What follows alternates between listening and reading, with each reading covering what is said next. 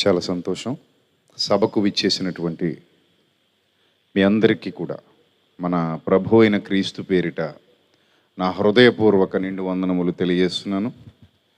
అలాగే ఈ వేదిక మీద ఉన్నటువంటి దైవజనులకు, పెద్దలకు, మరి ముఖ్యంగా క్రింద ఉన్నటువంటి దైవజనులకు, పెద్దలకు, ప్రతి ఒక్కరికి కూడా మన ప్రభు అయిన క్రీస్తు పేరిట నా హృదయపూర్వక నిండు వందనములు తెలియజేస్తున్నాను. సర్వోన్నతుడు, సర్వశక్తుడైన దేవుని మహాకృప నిత్యము మనందరి ఆత్మీయ జీవితాలకు తోడుగా ఉండి సమృద్ధికరమైన సర్వోత్తమమైన మార్గములోనికి మనలందరినీ నడిపించి ఈ నిత్య జీవిత ప్రయాణంలో మనందరికీ తోడుగా ఉండునుగాక. ఆమేన్. వాక్య ధ్యానంలోనికి వెళదాం. అందరూ కూడా తలలు వంచి ప్రార్థనలు ఏకీభవించండి. ప్రార్థన చేసుకుందాం. ఆశ్చర్యకరుడవు, ఆలోచనకర్తవు, సకల ఆశీర్వాదములకు కారణభూతుడమైన మా కన్న తండ్రి, సర్వకృపానిధి, మీ పవిత్ర నామానికి స్తుతులు స్తోత్రాలు చెల్లిస్తున్నాం.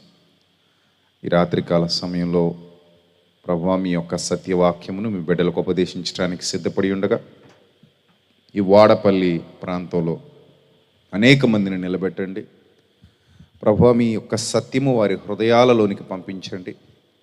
మీ పిల్లలతో సూటిగా మాట్లాడండి తండ్రి. వారు విని విడిచిపెట్టే గుంపులో గాక వినేటువంటి వాక్యమును అనుసరించి జీవించగలిగే భాగ్యమును ప్రసాదించమని ఘనత, మహిమ, ప్రభావములు మీకు మాత్రమే చెల్లిస్తూ తండ్రి, మీ దీనదాసునిగా మీ ఆత్మ సహాయమును అర్థిస్తూ క్రీస్తు యేసు వారి అతి పవిత్రమైన నామంలో ఈ ప్రార్థన మనవులు సమర్పించి మీ యొద్ద నుండి జవాబు పొందుకొనుచున్నాం మా కన్న తండ్రి. ఆమేన్. ప్రియమైన దైవజనాంగమా, సర్వశక్తుడకు దేవుడు తన ప్రజలకు దూరముగా ఉండువాడు కాడు. ఇది ప్రతి ఒక్కరూ తెలుసుకోవాల్సినటువంటి సత్యం.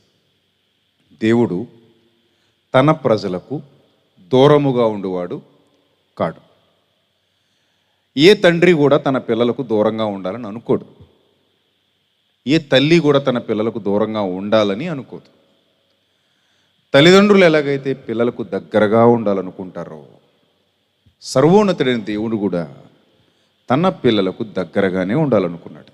ఈ విషయాన్ని అపోస్తులుడైన పౌలు ఎంత చక్కగా స్పష్టం చేశాడో, ఆయన మనలో ఎవనికిని దూరముగా ఉండువాడు కాడు అనే విషయాన్ని ఎంత చక్కగా స్పష్టం చేశాడో ఒక్కసారి మనం దైవ గ్రంథంలో నుండి చూస్తే, ఆయన మనకు దూరముగా ఉండువాడు కాడు అనే విషయాన్ని స్పష్టం చేస్తున్నాడు.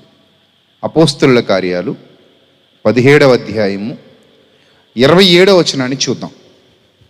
అందరూ కూడా బైబిల్ తెరిచి చూడండి.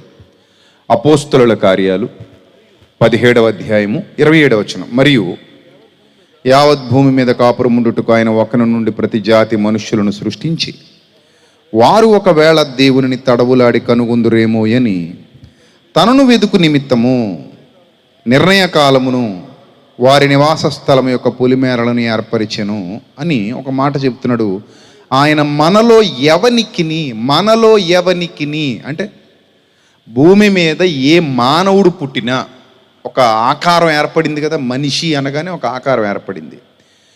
ఎక్కడ ఏ ఆకారం ఏర్పడినా వాళ్ళు ఆఫ్రికాలో ఉన్నా, అమెరికాలో ఉన్నా, లేకపోతే ఆస్ట్రేలియాలో ఉన్నా, ఇక ఏ ఖండంలో ఉన్నా సరే, ఏ ప్రాంతంలో ఉన్నా సరే, మనిషి అనేవాడు ఈ భూమి మీద తల్లి గర్భంలో నుండి బయటకు వచ్చి ఉనికిని సంపాదించుకుంటే కనుక ఆ మనుష్యులలో ఎవనికిని దేవుడు దూరముగా ఉండువాడు కాడు.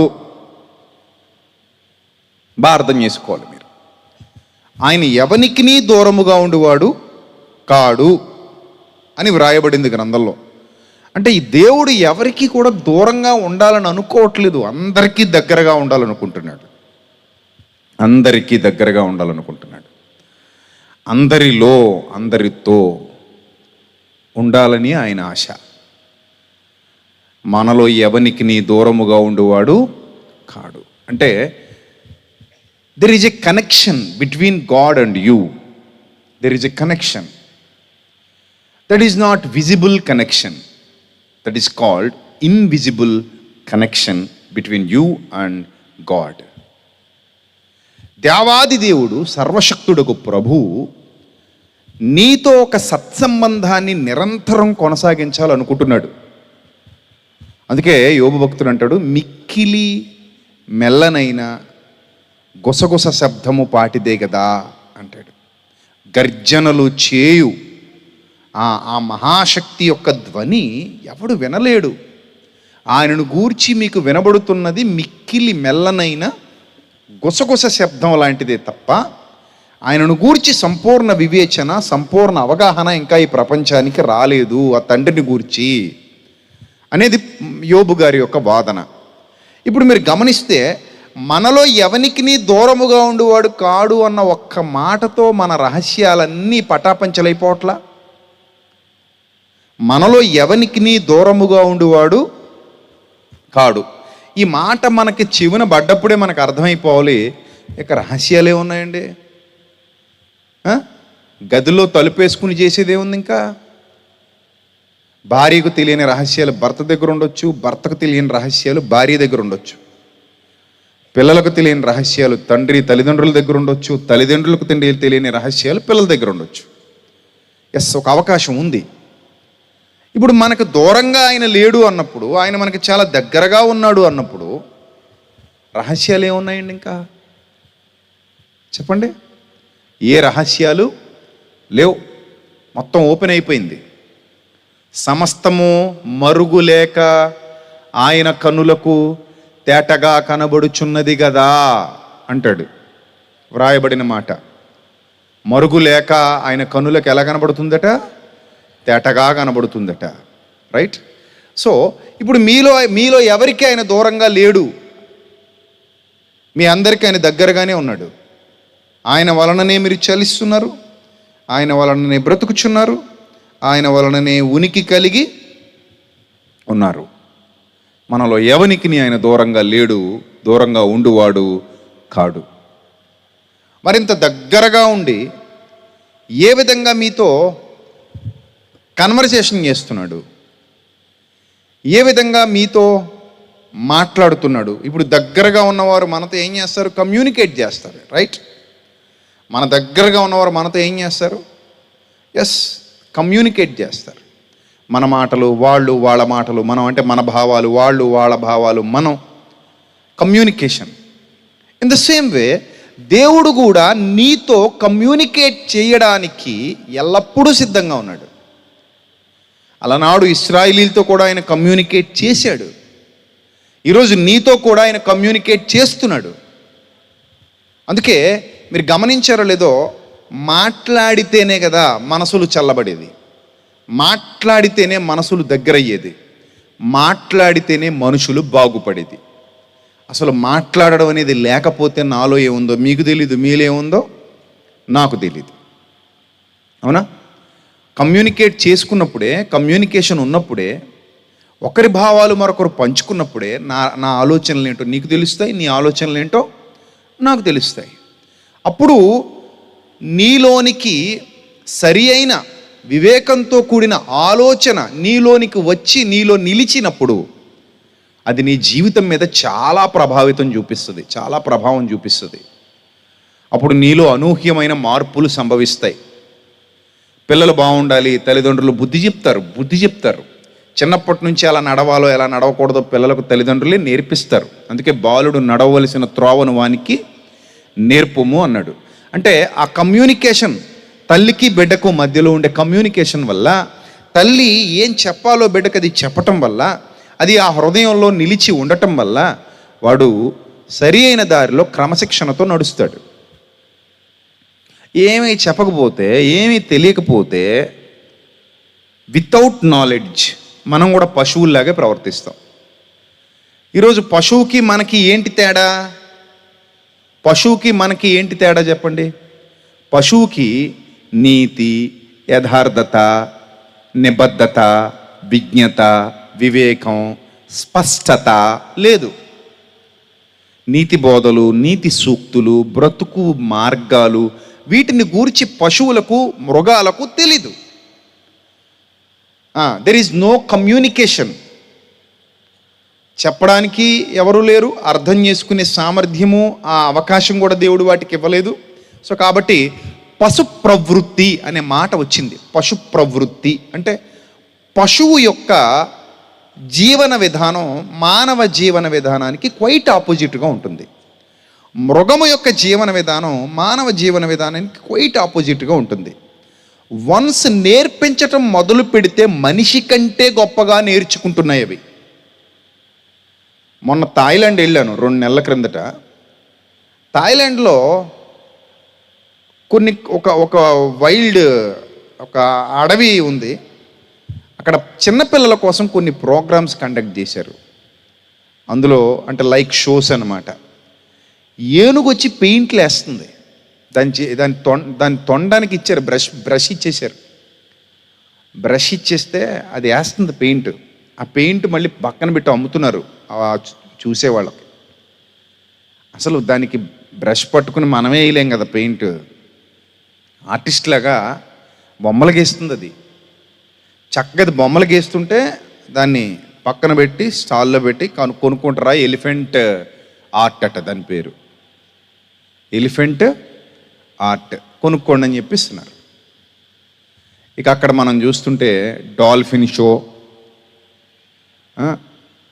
ఇలాగా ఈ ఎలిఫెంట్ షో, ఇక రకరకాల జంతువులతో రకరకాల విన్యాసాలు చేపిస్తున్నారు వాళ్ళు. ఆ విన్యాసాలు చూసి మనుషులు అబ్బురపడిపోతున్నారు. అయ్యో వీటికి ఎలా తెలిసింది? నిజంగా థాయిలాండ్లోని డాల్ఫిన్ షో వరల్డ్ బెస్ట్ అనమాట. అది ఆశ్చర్యపోతాం మనం. వాటికి ఆ జ్ఞానం ఎక్కడిది? వాటికి ఆ వివేకం ఎక్కడిది?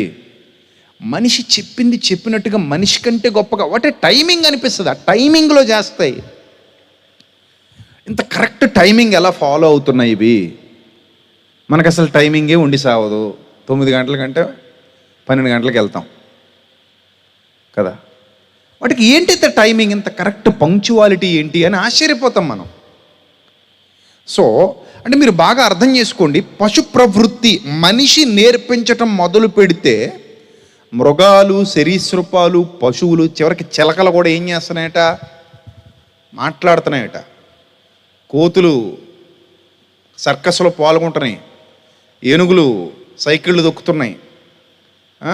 చింపాంజీలు కూడా మనిషి మాట విని కామెడీ షోలు చేస్తున్నాయి. వాటికి తెలుస్తోంది ఎద్దు తన కామందు నెరుగును, గాడిద తన సొంతవాని దొడ్డి తెలుసుకొనును, కానీ నా ప్రజలకు అది పనికిమాలిన ఎదవలు అన్నట్టుంది అక్కడ. అంటే మన వాడుక భాషలో తెలివి లేదు, వారు యోచింపరు. అంటే యోచింపరు అంటే ఉన్నా వాడరని. యోచింపరు అంటే అర్థం ఏంటి? ఎద్దుకున్న బుద్ధి లేని ఎద్దులు. ఇవి బుద్ధి లేని ఎద్దులు, అది బుద్ధున్న ఎద్దు. అందుకే ఆ ఎద్దు తన కామందు నెరుగును, గాడిద తన సొంతవాని దుడ్డి తెలుసుకును. ఈ పశు ప్రవృత్తి ఎక్కడిది? కమ్యూనికేట్ చేస్తే అర్థం చేసుకుని గొప్పగా పని చేసేస్తున్నాయి కదా. ఎలాంటి కమ్యూనికేషన్ లేకపోయినా అవి కాసింత అది మనిషికి అవసరమైందే నేర్పిస్తాడు. అన్నీ నేర్పించేస్తాడేటి. మనిషికి ఏది అవసరమో, ఏది డబ్బు తెచ్చి పెడద్దో, ఆ షోకి ఎంతవరకు అవసరమో అంతవరకు నేర్పిస్తాడు. ఆ శిక్షణ తీసుకుని కూడా అంత గొప్పగా పనిచేస్తుంటే మరి దేవుడు దూరంగా ఉండకుండానట మనిషితో చక్కటి కమ్యూనికేషన్. మీరు బాగా అర్థం చేసుకోండి. దేవునికి ఒక పేరుంది, మాట్లాడే దేవుడు అని. ఏ దేవుడు? మాట్లాడే దేవుడు అని పేరుంది. మాట్లాడే దేవుడు అని ఎందుకన్నాడు తెలుసా? తన పిల్లలకు దూరంగా ఉండువాడు కాడు గనుక తన పిల్లలతో నిత్యము మాట్లాడతాడు గనుక. నిత్యము మాట్లాడతాడు. గ్రంథం చెబుతోంది. గ్రంథంలో చాలా సందర్భాలు ఉన్నాయి. కళల ద్వారా కూడా దేవుడు తన పిల్లలతో ఏం చేశాడు? మాట్లాడాడు. కళలో కూడా మాట్లాడాడు. కళ ద్వారా కూడా తన భావాలు తన పిల్లలకి ఏం చేసినట్టుగా గ్రంథంలో సాక్ష్యాలు ఉన్నాయి. తెలియజేసినట్టుగా, వ్యక్తపరిచినట్టుగా గ్రంథంలో సాక్ష్యాలు ఉన్నాయి. అంటే కళ ద్వారా కూడా దేవుడు కమ్యూనికేట్ చేశాడు. ఎందుకు మాట్లాడుతున్నాడు దేవుడు? మాట్లాడే దేవుడు. ముద్దుల లీడ ఆయన. శిలలా లేడాయన, శిల్పంలా నిలిచిపోలేదు ఆయన. ఆయన మాట్లాడుతున్నాడు, మాట్లాడింపజేస్తున్నాడు, వ్యక్తపరుస్తున్నాడు. నీ హృదయంలోనికి ఆయన భావాలను నింపుతున్నాడు. ఎందుకు నింపుతున్నాడు నీ హృదయంలోనికి ఆయన భావాలను అంటే, నీకు ఆయన దూరంగా ఉండటానికి ఆయనకి ఇష్టం లేదు. నీకు దగ్గర అయిపోవాలంటే అర్థం ఏంటి? నీ భావాలు ఆయన భావాలు ఏమవ్వాలి? ఏకమవ్వాలి. చూడండి, అప్పుడప్పుడు పెళ్ళిళ్ళు చేస్తుంటారు కానీ భార్యాభర్తలు కలిసి సక్రమంగా కాపురం చేయలేరు. ఎందుకు కాపురం చేయలేకపోతున్నారు అని అంటే పెద్దలు అంటారు, ట్రై చేసి చివరికి పెద్దలు అంటారు, ఏమండి మనుషులను అయితే కలిపాం కానండి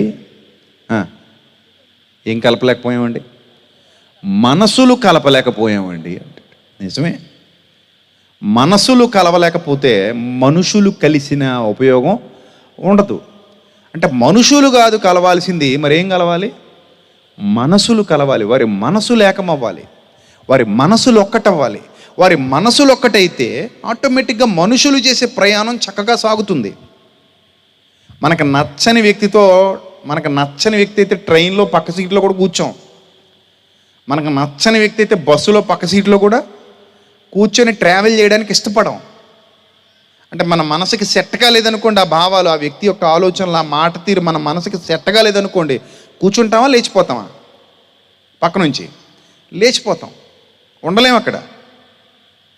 సో అంటే ముందు మనం వాళ్ళతో బలమైన గాఢమైన సంబంధాన్ని పెంచుకోవాలి అని అంటే ఖచ్చితంగా ఏం చేయాలి?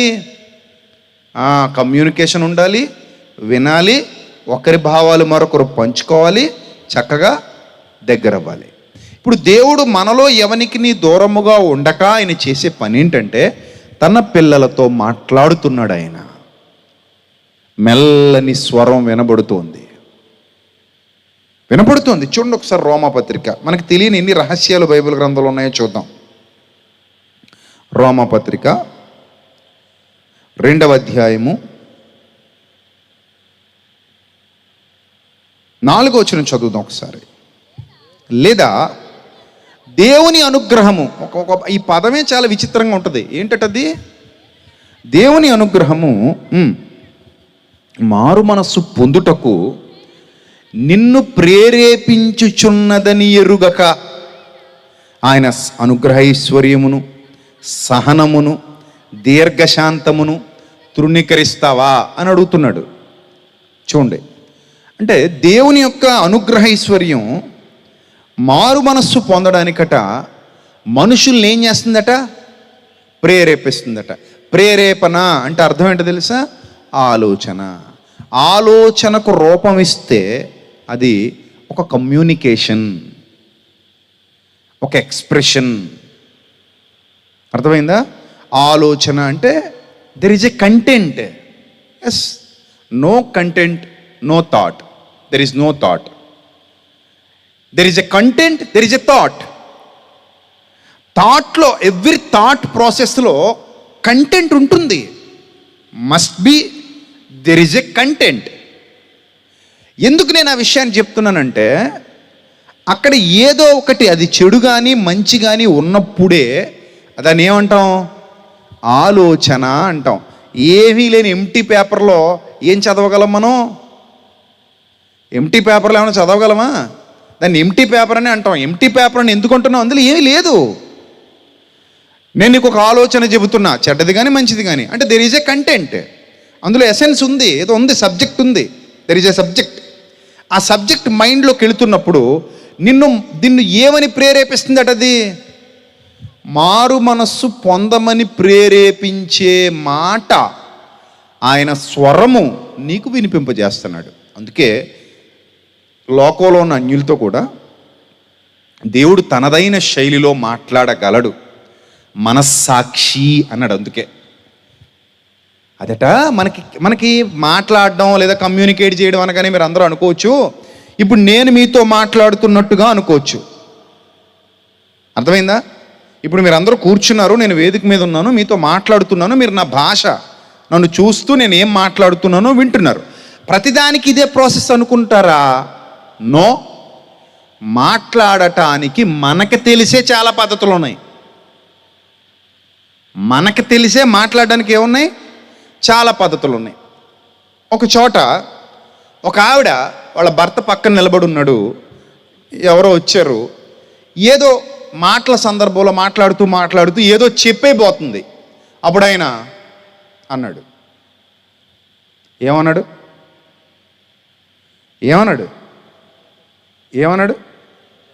చెప్పొద్దు అన్నాడా? చెప్పొద్దు అన్నాడా? మరి ఏమన్నాడు? అన్నాడు. ఇలా అనగానే ఆవిడ నీళ్ళ ట్యాప్ కట్టేసినట్టు టక్కన ఆపేసింది. ఎందుకు ఆపేసింది? చెప్పాలి, ఎందుకు ఆపేసింది? ఇప్పుడు ఆవిడని అడిగారు అనుకోండి, అమ్మ నువ్వు ఇప్పుడు ఇంతకటి వరకు బాగా చెప్పావు కదా, ఎందుకు ఆపేసావు అని ఎవరైనా బాగా తెలిసిన అడిగారు అనుకోండి, మా ఆయన చెప్పొద్దు అన్నాడండి అంటది. మీకులాగే ఏమన్నాడట? చెప్పొద్దు అన్నాడండి అంటది. అన్నాడా? మీరు చెప్పండి నాకు, అన్నాడా? అనలేదు. మరి అనకుండా అన్నాడు అని ఈవిడ ఎలా చెప్తుంది? జస్ట్ సిగ్నల్ ఇచ్చాడు, అన్నాడు అంతే. ఆ ఒక్కటి. కొంతమంది అయితే అలా కూడా అంటారు. వాళ్ళకి అర్థమైపోద్ది, ఓహో ఆయన ఎలా అన్నాడంటే చెప్పకూడదన్నమాట. కొంతమంది సీరియస్గా పెడతారు మొహం. ఓహో సీరియస్గా మొహం పెట్టాడంటే మనం మాట్లాడకూడదన్నమాట. ఒకటి కాదు, రెండు కాదు, అమ్మో చాలా ఉంటాయి ఇలాంటి కోడ్ లాంగ్వేజెస్. కోడ్లు ఇక మనకి మాత్రమే ఈ కోడ్లు అనుకుంటున్నాం. బయట రోడ్ల మీద తిరిగే వాళ్ళకి కూడా కోడ్లు ఉంటాయి. అర్థమైందా? రోడ్ల మీద తిరుగుతుంటారు కదా, వీళ్ళకి కూడా కోడ్లు ఉంటాయి, రకరకాల కోడ్ భాషలు. ఒక సైకిల్ చేసుకుంటారనమాట. ఇదిగో నేను పుస్తకం పైకెట్టి నడిస్తే మా నాన్న ఉన్నాడని. ఏంటి రోజు కళ్ళజోడు పెట్టుకుని వస్తాను కదా, ఈరోజు కళ్ళజోడు తీసేనంటే మా అమ్మ వెనకాల వస్తుందని నువ్వు అర్థం చేసుకో అంతే. ఇది అర్థమైపోద్ది ఇంకా. సో నేను పచ్చరంగు డ్రెస్ వేసుకొచ్చానంటే సాయంత్రం ఇంటికి వచ్చేయమని, అంటే ఎవరు ఇంట్లో ఉండరని. ఇలాంటి దరిద్రపు పనులకు కూడా వీళ్ళకి ఏమున్నాయి? కోడ్లు ఉన్నాయి. రకరకాల కోడ్ భాషల్లో మాట్లాడుకుంటున్నారు. అలాగే దేవుడు కూడా రకరకాలుగా మనుషులకే ఇంత ఉంటే, చెప్పండి, మనుషులకే ఎంత కమ్యూనికేషన్ స్కిల్స్ ఉంటే, మరి దేవుడండి ఆయన మన తండ్రి మనతో మాట్లాడాలి అనుకుంటే భాష అవసరమా? చెప్పండి, మిమ్మల్ని అడుగుతున్నా, భాష అవసరమా? లేదు. అసలు భాష లేకుండానే కొంతమంది బాగా దగ్గరైపోతుంటారు. ఒకరోజు ఒక అబ్బాయిని అడిగా, ఇప్పుడు చాలా రోజులుగా మీకు పరిచయం అంటున్నారు, మీరంటే ఒకరికొకరికి ఎంత ఇష్టం అంటున్నారు, ఎన్నిసార్లు మాట్లాడుకున్నారు ఏంటంటే ఒక్కసారి కూడా మాట్లాడుకోలేదట పాపం వాళ్ళు. ఒక్కసారి కూడా మాట్లాడుకోకుండా ఇంత రామ్కో సిమెంట్ లాగా అంత బలమైన బంధం ఎలా ఏర్పడిపోయింది మీ మధ్యలో అంటే, ఆ మేడ మీద నుండి ఆయన చూసేవాడట, ఈ మేడ మీద నుండి ఈవిడ చూసేదట. చూడటమే, చూపులతోనే వంతులు కట్టేశారా అక్కడి నుంచి ఇక్కడికి, ఆ మేడ మీద నుంచి మేడ మీదకి చూపులతో కట్టేశారట. బ్రిడ్జి మన కొవ్వూరు బ్రిడ్జి కంటే బలంగా కట్టేశారు వాళ్ళు. అంటే బ్రిడ్జి ఎక్కడ మొదలవుద్ది అనమాట? కంటి చూపులతోనే ఏం కట్టేస్తారు. ఆయన ఎవరో కంటి చూపుతో చంపేస్తాడట, వీళ్ళేమో కంటి చూపుతో ఏం చేస్తారట?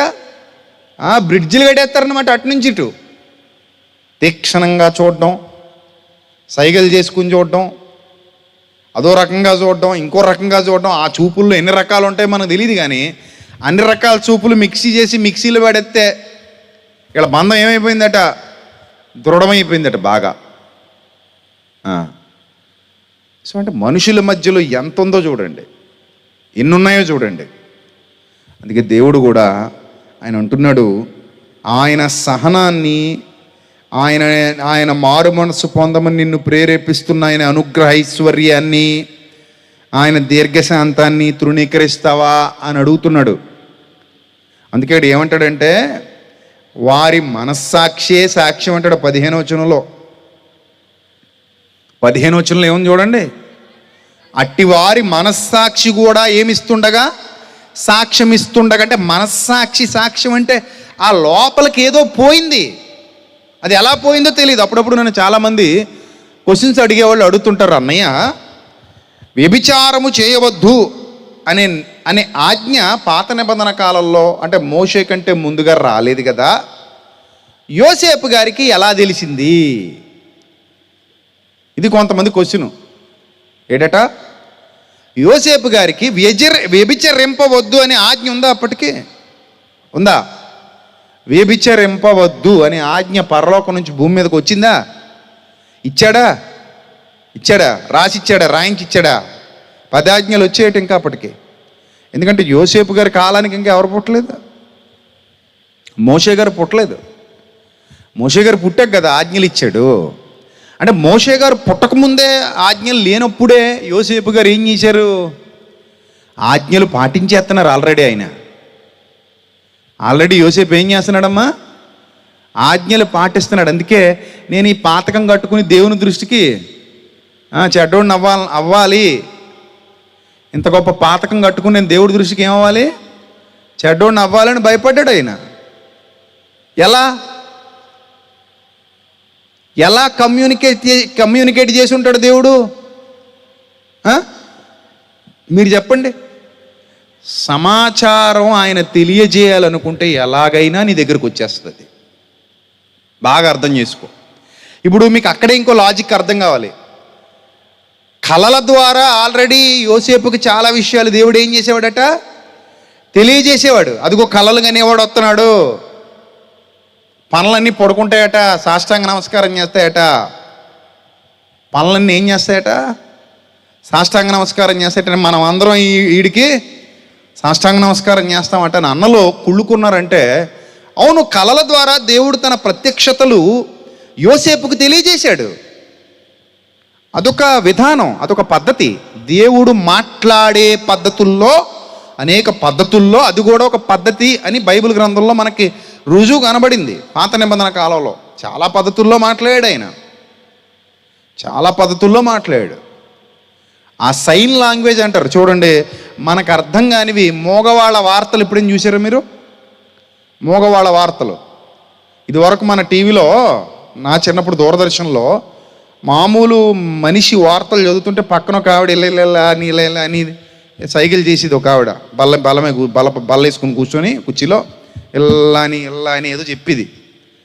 నాకు అర్థమయ్యేది కాదు అది. కానీ మా అక్క ఒక ఆవిడ ఉండేది, ఆవిడకి అర్థమయ్యేది. ఆవిడకి చెవి నోరు పనిచేయదు, అంటే మోగ చెవిటి. ఆవిడకి అర్థమయ్యేది, నాకు అర్థమయ్యేది కాదు. అంటే సైన్ లాంగ్వేజ్ అనమాట. సైన్స్ అంటే మోగవాళ్లకు చెవిటి వాళ్లకు ఒక ప్రత్యేకమైన భాష ఉంది. వాళ్ళు సైగలు చేసుకుని వాళ్ళ యొక్క భావాలను ఏం చేసుకుంటారు? వ్యక్తపరుచుకుంటారు. ఇంకా గట్టిగా మాట్లాడితే స్పర్శ ద్వారా కూడా మన భావాలు వ్యక్తపరచవచ్చు. స్పర్శ ఎలాగా? చూడండి, ఎవరైనా ఏడుస్తున్నారు అనుకోండి, చచ్చిపోయినప్పుడు ఎవరైనా బాగా ఏడుస్తున్నారు అనుకోండి, మనం వెళ్ళి ఏమి చెయ్యం, పక్కన కూర్చొని జస్ట్ అలా మీద అలా చెయ్యేసి అలా లైట్గా అలా ప్రెస్ చేస్తారు. అలాగా ఏం చేశారు? చెయ్యేసి వేళ్లతో ఏం చేశారు? అలాగా జస్ట్ అలా ప్రెస్ చేశారు, అవునా? లేకపోతే ఇలా కాలు మీద అలా చెయ్యేసి అలా అంటారు. లేకపోతే చెయ్యి ఇలా పట్టుకొని, లేదా చేతులు ఇలా పట్టుకొని ఇలా ప్రెస్ చేస్తారు.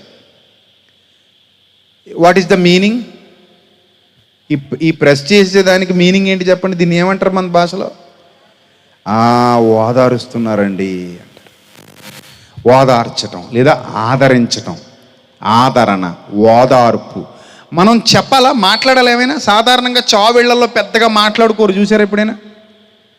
చావింటి దగ్గర మాటలుంటాయా పెద్దగా? ఏముండవు, వెళ్తారు అలా మౌనంగా కూర్చుంటారు, దిగాలుగా. వాళ్ళ స్పర్శ ద్వారానే వాళ్ళ యొక్క భావాలను వ్యక్తీకరించుకుంటూ ఉంటారు. స్పర్శ. ఎవరైనా బాధలో ఉన్నారనుకోండి, జస్ట్ అలా పట్టుకుని చేతులు అలా పట్టుకుని కూర్చోవడం. చూడండి, అప్పుడప్పుడు భార్య భర్తలు గొడవ పెడేసుకుంటారు. ఈ భర్త భార్యని ఏదో మాటల మీద మాటలు మిగిలిపోతాడు, ఆవిడ మూల కూర్చుని ఏడుస్తుంటుంది. వెళ్ళి అలా తల మీద చెయ్యేసి నిమురుతూ ఉంటాడు, కుక్క పిల్లని నిమిరినట్టు. దాని అర్థం ఏంటి చెప్పండి? అప్పుడు ఆవిడ రియాక్షన్ ఎలా ఉంటుంది? పీస్ఫుల్గా ఉంటుందా, పవర్ఫుల్గా ఉంటుందా? పీస్ఫుల్గా ఉంటుంది. ఎందుకు? నిమురుతుంటే పీస్ఫుల్గా ఉంటుంది, పీకుతుంటే పవర్ఫుల్గా ఉంటుంది. తేడా ఉంది కదా రెండింటికి. సో భావ వ్యక్తీకరణ. సో ఇన్ని విధానాలు మనకున్నప్పుడు మరి దేవుడికి ఎన్ని విధానాలు ఉండాలి చెప్పండి? ఎన్ని ఉంటాయి? ఆ విధానాలలో ఇప్పుడు యోసేపుకి ఎలా తెలిసింది? వ్యభిచరించొద్దు, పోతిఫర్ భార్య పిలుస్తుంది, ఆజ్ఞలు లేవు. ఆజ్ఞలు లేనప్పుడు ఆజ్ఞాతిక్రమమే పాపము. ఆజ్ఞ లేనప్పుడు పాపమునకు బలం లేదు. ఆజ్ఞ వచ్చింది గనుక పాపానికి ఏమొచ్చింది అంటాడు పౌలు? బలం వచ్చింది అంటాడు. ఆజ్ఞ వచ్చేంత వరకు కూడా పాపానికి ఏమి లేదట, బలం లేదట. పాపానికి బలం లేకపోవచ్చు, కానీ పాపం ఉంది. అర్థమైందా? మీకు బాగా అర్థమయ్యేలా చెప్తాను. హాస్పిటల్కి వెళ్ళావు, హాస్పిటల్కి వెళ్ళి డాక్టర్ గారి ముందు కూర్చున్నావు. డాక్టర్ గారి ముందు కూర్చుంటే చేతికి బెల్ట్ పెట్టి ప్రెస్ చేసి చూసి, అమ్మా నీకు బీపీ ఉందమ్మా అన్నాడు. అవునండి, నాకు తెలియనే లేదండి అన్నావు. బీపీ ఉంటే తెలీదమ్మా, అది సైలెంట్ కిల్లరు, లోపలే పెరిగిపోయి ఆర్గాన్స్ అన్నిటిని ఏం చేసేద్ది? డ్యామేజ్ చేసేద్దమ్మా. కాబట్టి చూసుకోవాలి కదమ్మా, చాలా బీపీ ఉంది, ఈ రోజు నుంచి ఏం మొదలెట్టు? ట్యాబ్లెట్ మొదలెట్టమ్మా అంటాడు. అంటే బీపీ డాక్టర్ గారి దగ్గరికి వెళ్ళాక వచ్చిందా, అంతకు ముందే ఉందా? బాగా అర్థం చేసుకోండి మీరు. డాక్టర్ గారి దగ్గరికి వెళ్ళాక వచ్చిందా, అంతకు ముందే ఉందా? ముందే ఉంది. డాక్టర్ గారు దాన్ని ఏం చేశాడు? పరీక్షించి బయట తీశాడు. అర్థమైందా? పాపం ముందే ఉంది, ఆజ్ఞ వచ్చాక దానికి రూపం వచ్చింది. ఆజ్ఞ వచ్చేంత వరకు దానికి ఏమి లేదు, ఓ రూపం లేదు. ఇప్పుడు ఆజ్ఞ వచ్చి పాపానికి ఏం తీసుకొచ్చింది? ఒక రూపాన్ని తీసుకొచ్చింది. అందుకే ఆజ్ఞాతిక్రమమే పాపము, పాపమునకున్న బలము ధర్మశాస్త్రము అన్నాడు. ధర్మశాస్త్రము వచ్చింది గనుక పాపానికి ఏమొచ్చింది అంటాడు పౌలు? బలం వచ్చింది. ఒకవేళ ధర్మశాస్త్రం లేక మునుపు పాపం నిశ్శబ్దంగా ఉంది. నిశ్శబ్దంగా అని కూడా అనకూడదేమో, పాపం కనబడకుండా ఉంది, అదృశ్యంగా ఉంది. కానీ లేదనకండి, ఉంది కానీ ఎలాగుంది? అదృశ్యంగా ఉంది. ఎప్పుడైతే ఆజ్ఞ బయలుదేరిందో దానికి రూపం ఏర్పడిపోయింది. ఆజ్ఞ బయలుదేరితే ఏమి ఏర్పడిపోయింది? రూపం ఏర్పడిపోయింది. ఆజ్ఞ బయలుదేరేంత వరకు దానికి ఏమి లేదు, రూపం లేదు. కానీ ఉందా లేదా చెప్పాలి? ఉందా లేదా? ఉంది. కానీ ఎలా ఉంది? నిగూఢంగా ఉంది, నిగూఢంగా ఉంది, కనబడకుండా ఉంది, అదృశ్యంగా ఉంది. ఎప్పుడైతే ఆజ్ఞ వచ్చిందో టక్కన వెలుగులోకి వచ్చేసింది. ఇప్పుడు యోసేపు గారి కాలంలో పాపం ఉందా లేదా చెప్పండి? ఉందా లేదా? ఉంది. కానీ ఎలా ఉంది? రూపం లేకుండా ఉంది, అదృశ్యంగా ఉంది. అది గుర్తించాలంటే దేవునితో కమ్యూనికేషన్ ఉండాలి. ఇప్పుడు యోసేపుకి దేవుడితో ఏముంది? కమ్యూనికేషన్ ఉంది. కళల ద్వారా దేవుడు యోసేపుతో మాట్లాడుతున్నాడు. ఆయన భావాలు డైరెక్ట్గా వెళ్ళిపోతున్నాయి. శబ్దం ఉండదు, స్వరం ఉండదు, ఏముండదు, కానీ లోపలికి వెళ్ళిపోతాయి. మౌనం కూడా ఒక భాషేనట. అందుకే మన పెద్దోళ్ళు ఆ పిల్లకి ఇష్టమా కాదు ఏం అడగరట. పిల్లోడు వస్తాడట, అలా కూర్చుంటుందట, ఏం చెప్పకపోయినా ఆవిడ కర్మ కాలిపోయినట్టేనట. ఏంటి? భయపడి ఏం చెప్పకపోయినా ఏంటట? కర్మ కాలిపోయినట్టే కట్టించేస్తారట. ఏమంటారట? మౌనం అర్ధాంగీకారం అట. అన్ని సందర్భాల్లో అది కరెక్టే అంటారు. అది కరెక్టా? మగోళ్ళు ఎవరో బుర్రపట్లేదు, కానీ ఆడవాళ్ళు చాలామంది కాదు అంటున్నారంటే నాకు తెలిసి వీళ్ళు బాధితులేమో. ఏమ్మా మీరు అలాగే బుక్ అయిపోయారా పెళ్లి చూపుల్లో? మిమ్మల్ని ఏం అడగకుండా ఏం చేయకుండా కట్టించేశారా ఇంత కొంప తీసి? పాపం అలా చాలామంది జీవితాలు పోతుంటాయి. మౌనం అర్ధాంగీకారం. అదిగో మౌనంగా ఉందంటే పిల్ల ఏం చేసినట్టు? ఒప్పేసుకున్నట్టే, కట్టేయండి అంతే, కట్టించేయండి తాళి. అంటే మౌనం కూడా ఒక రకంగా ఏంటంటే అది అదొక కోడ్, మౌనంగా ఉండడం. ఏమండి, దేవుడు మీతో కమ్యూనికేట్ చేస్తున్న సందర్భాలు మీకు తెలియకపోవచ్చు, మీరు గుర్తించలేకపోవచ్చు. అది గుర్తించకుండా కూడా జరిగిపోయి ఉండొచ్చు. అది ఎన్నిసార్లు జరిగిందో, ఎన్నిసార్లు. ఒక మాట ఉంటుంది చూడండి, చాలా విచిత్రమైన మాట చెప్తాడు యోబు గ్రంథంలో. అది ఏ రకంగా దేవుడు మనతో కమ్యూనికేట్ చేస్తాడో, ఏ రకంగా దేవుడు మనకు ఆయన భావాలు తెలియజేస్తాడో అనే దానికి మనకి ప్రతి సందర్భంలో కూడా అవకాశాలు ఉండవు. అంటే ప్రతి సందర్భంలో గుర్తించగలిగే సామర్థ్యం ఉండదు. ఒక్కోసారి దేవుని యొక్క విధానాలు కానీ దేవుని యొక్క ఆలోచనలు కానీ చాలా డిఫరెంట్గా ఉంటాయి. ప్రియమైన దేవుని సంగమ, ఒక్కసారి చూద్దాం. యోబు గ్రంథం 4వ అధ్యాయము, యోబు గ్రంథం 4వ అధ్యాయము 12-13 వచనాలు చదువుదాం. యోబు గ్రంథం 4వ అధ్యాయము 12-13. నాకొక మాట రహస్యముగా తెలపబడెను, నా చెవిలో ఒకడు గుసగుసలాడినట్టుగా అది నాకు వినబడెను. గాఢ నిద్ర మనుష్యులకు వచ్చు సమయమున రాత్రి కలల వలన పుట్టు తలంపులలో అది నాకు కలిగెను అన్నాడు. చూడండి, ఎప్పుడట? రాత్రి కలల వలన పుట్టు తలంపులలో అది నాకు కలిగెను. నాకొక మాట రహస్యముగా తెలుపబడెను, నా చెవిలో ఒకడు గుసగుసలాడినట్టుగా అది నాకు వినబడెను. గాఢ నిద్ర మనుష్యులకు వచ్చు సమయమున. అంటే డీప్ స్లీప్. డీప్ స్లీప్ అంటే అర్థం ఏంటో తెలుసా? ప్రపంచంతో సంబంధాలు దిగిపోతాయి మనకి. కానీ అప్పుడు కూడా ప్రభువు నీతో సంబంధాన్ని ఏం చేయగలడు? కొనసాగించగలడు. అర్థమైందా? ఒకసారి మన శరీరం మనకు తెలియకుండానే చాలా పనులు చేసేస్తుంది. మనకి నిద్రలో దోమ కుట్టింది అనుకోండి, మనకు తెలియకుండానే ఆటోమేటిక్గా చెయ్యాలి ఏం చేస్తుంది? కొడుతుంది. పొద్దున్న లేచాక నువ్వు అది గుర్తుపెట్టుకుని చెప్పగలవేటి? రాత్రి దోమ కొడుతుంటే ఎలా అనుకున్నాను చెప్పగలవా? చెప్పలేవు.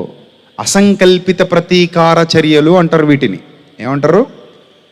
సంకల్పితం కాదు, అసంకల్పితం. అందుకే అసంకల్పిత ప్రతీకార చర్య అంటే మనకు తెలియకుండా జరిగిపోయేవన్నమాట. అవి కొన్ని మనకు తెలియకుండా జరుగుతాయి. చూడండి, ఇక్కడ ఏమంటాడంటే, నేను గాఢ నిద్ర ఒక చెవిలో నాకు ఒక మాట రహస్యముగా తెలపబడెను. గాఢ నిద్ర నా చెవిలో ఒకడు గుసగుసలాడినట్టుగా అది నాకు వినబడెను. గాఢ నిద్ర మనుష్యులకు వచ్చు సమయమున రాత్రి కలల వలన పుట్టు తలంపులలో అది కలిగెను. కలల వలన పుట్టు తలంపులట, తలంపులలో అది కలిగిందట. అంటే ఒక ఆలోచన వచ్చింది ఆల్రెడీ తనకి. రైట్. ఇక మరొక మాట చూద్దాం. యోబు గ్రంథం 33వ అధ్యాయము. యోబు గ్రంథం 33వ అధ్యాయము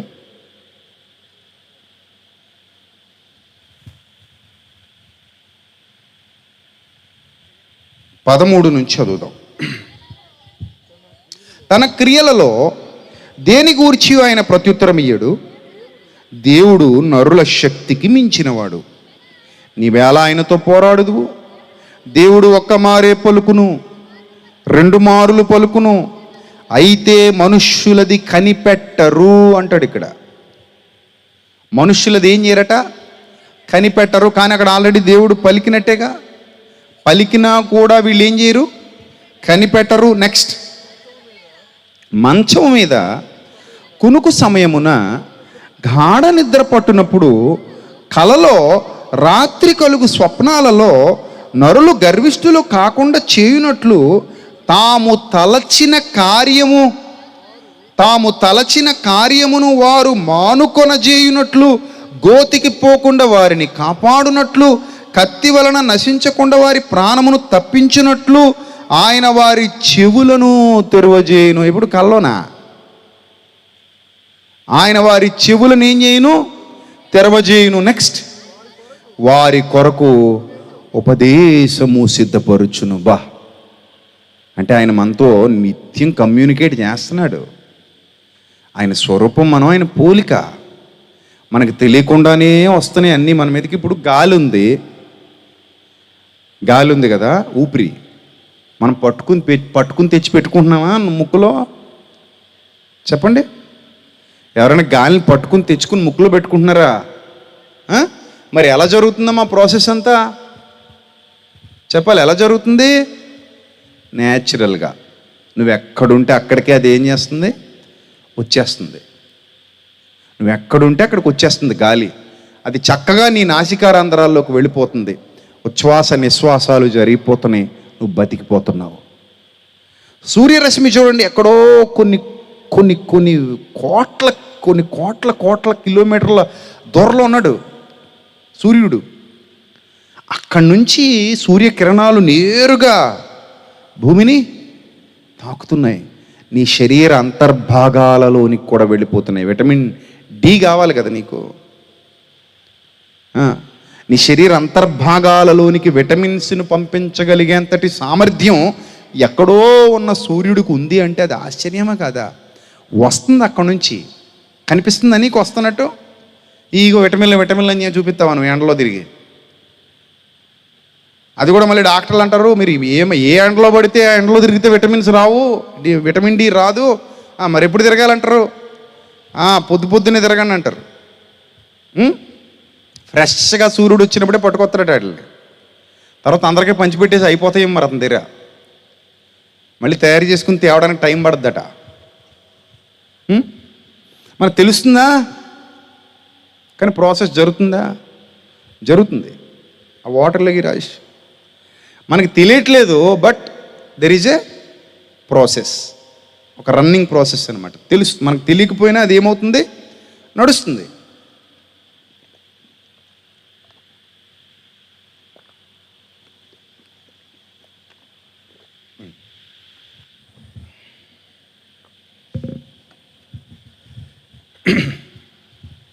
రైట్.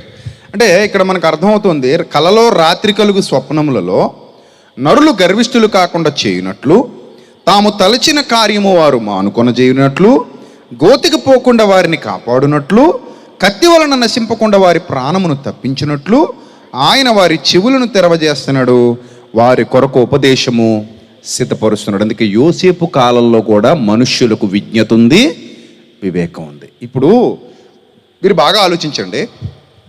పోతిఫర్ భార్య ఉంది కదా, పోతిఫర్ వచ్చిన తర్వాత పోతిఫర్ ముందు నిలబడి, ఏమండి నాకు ఆడు నచ్చాడు, మీరు నాకు ఎందుకో పెద్ద ఎక్కలేదు,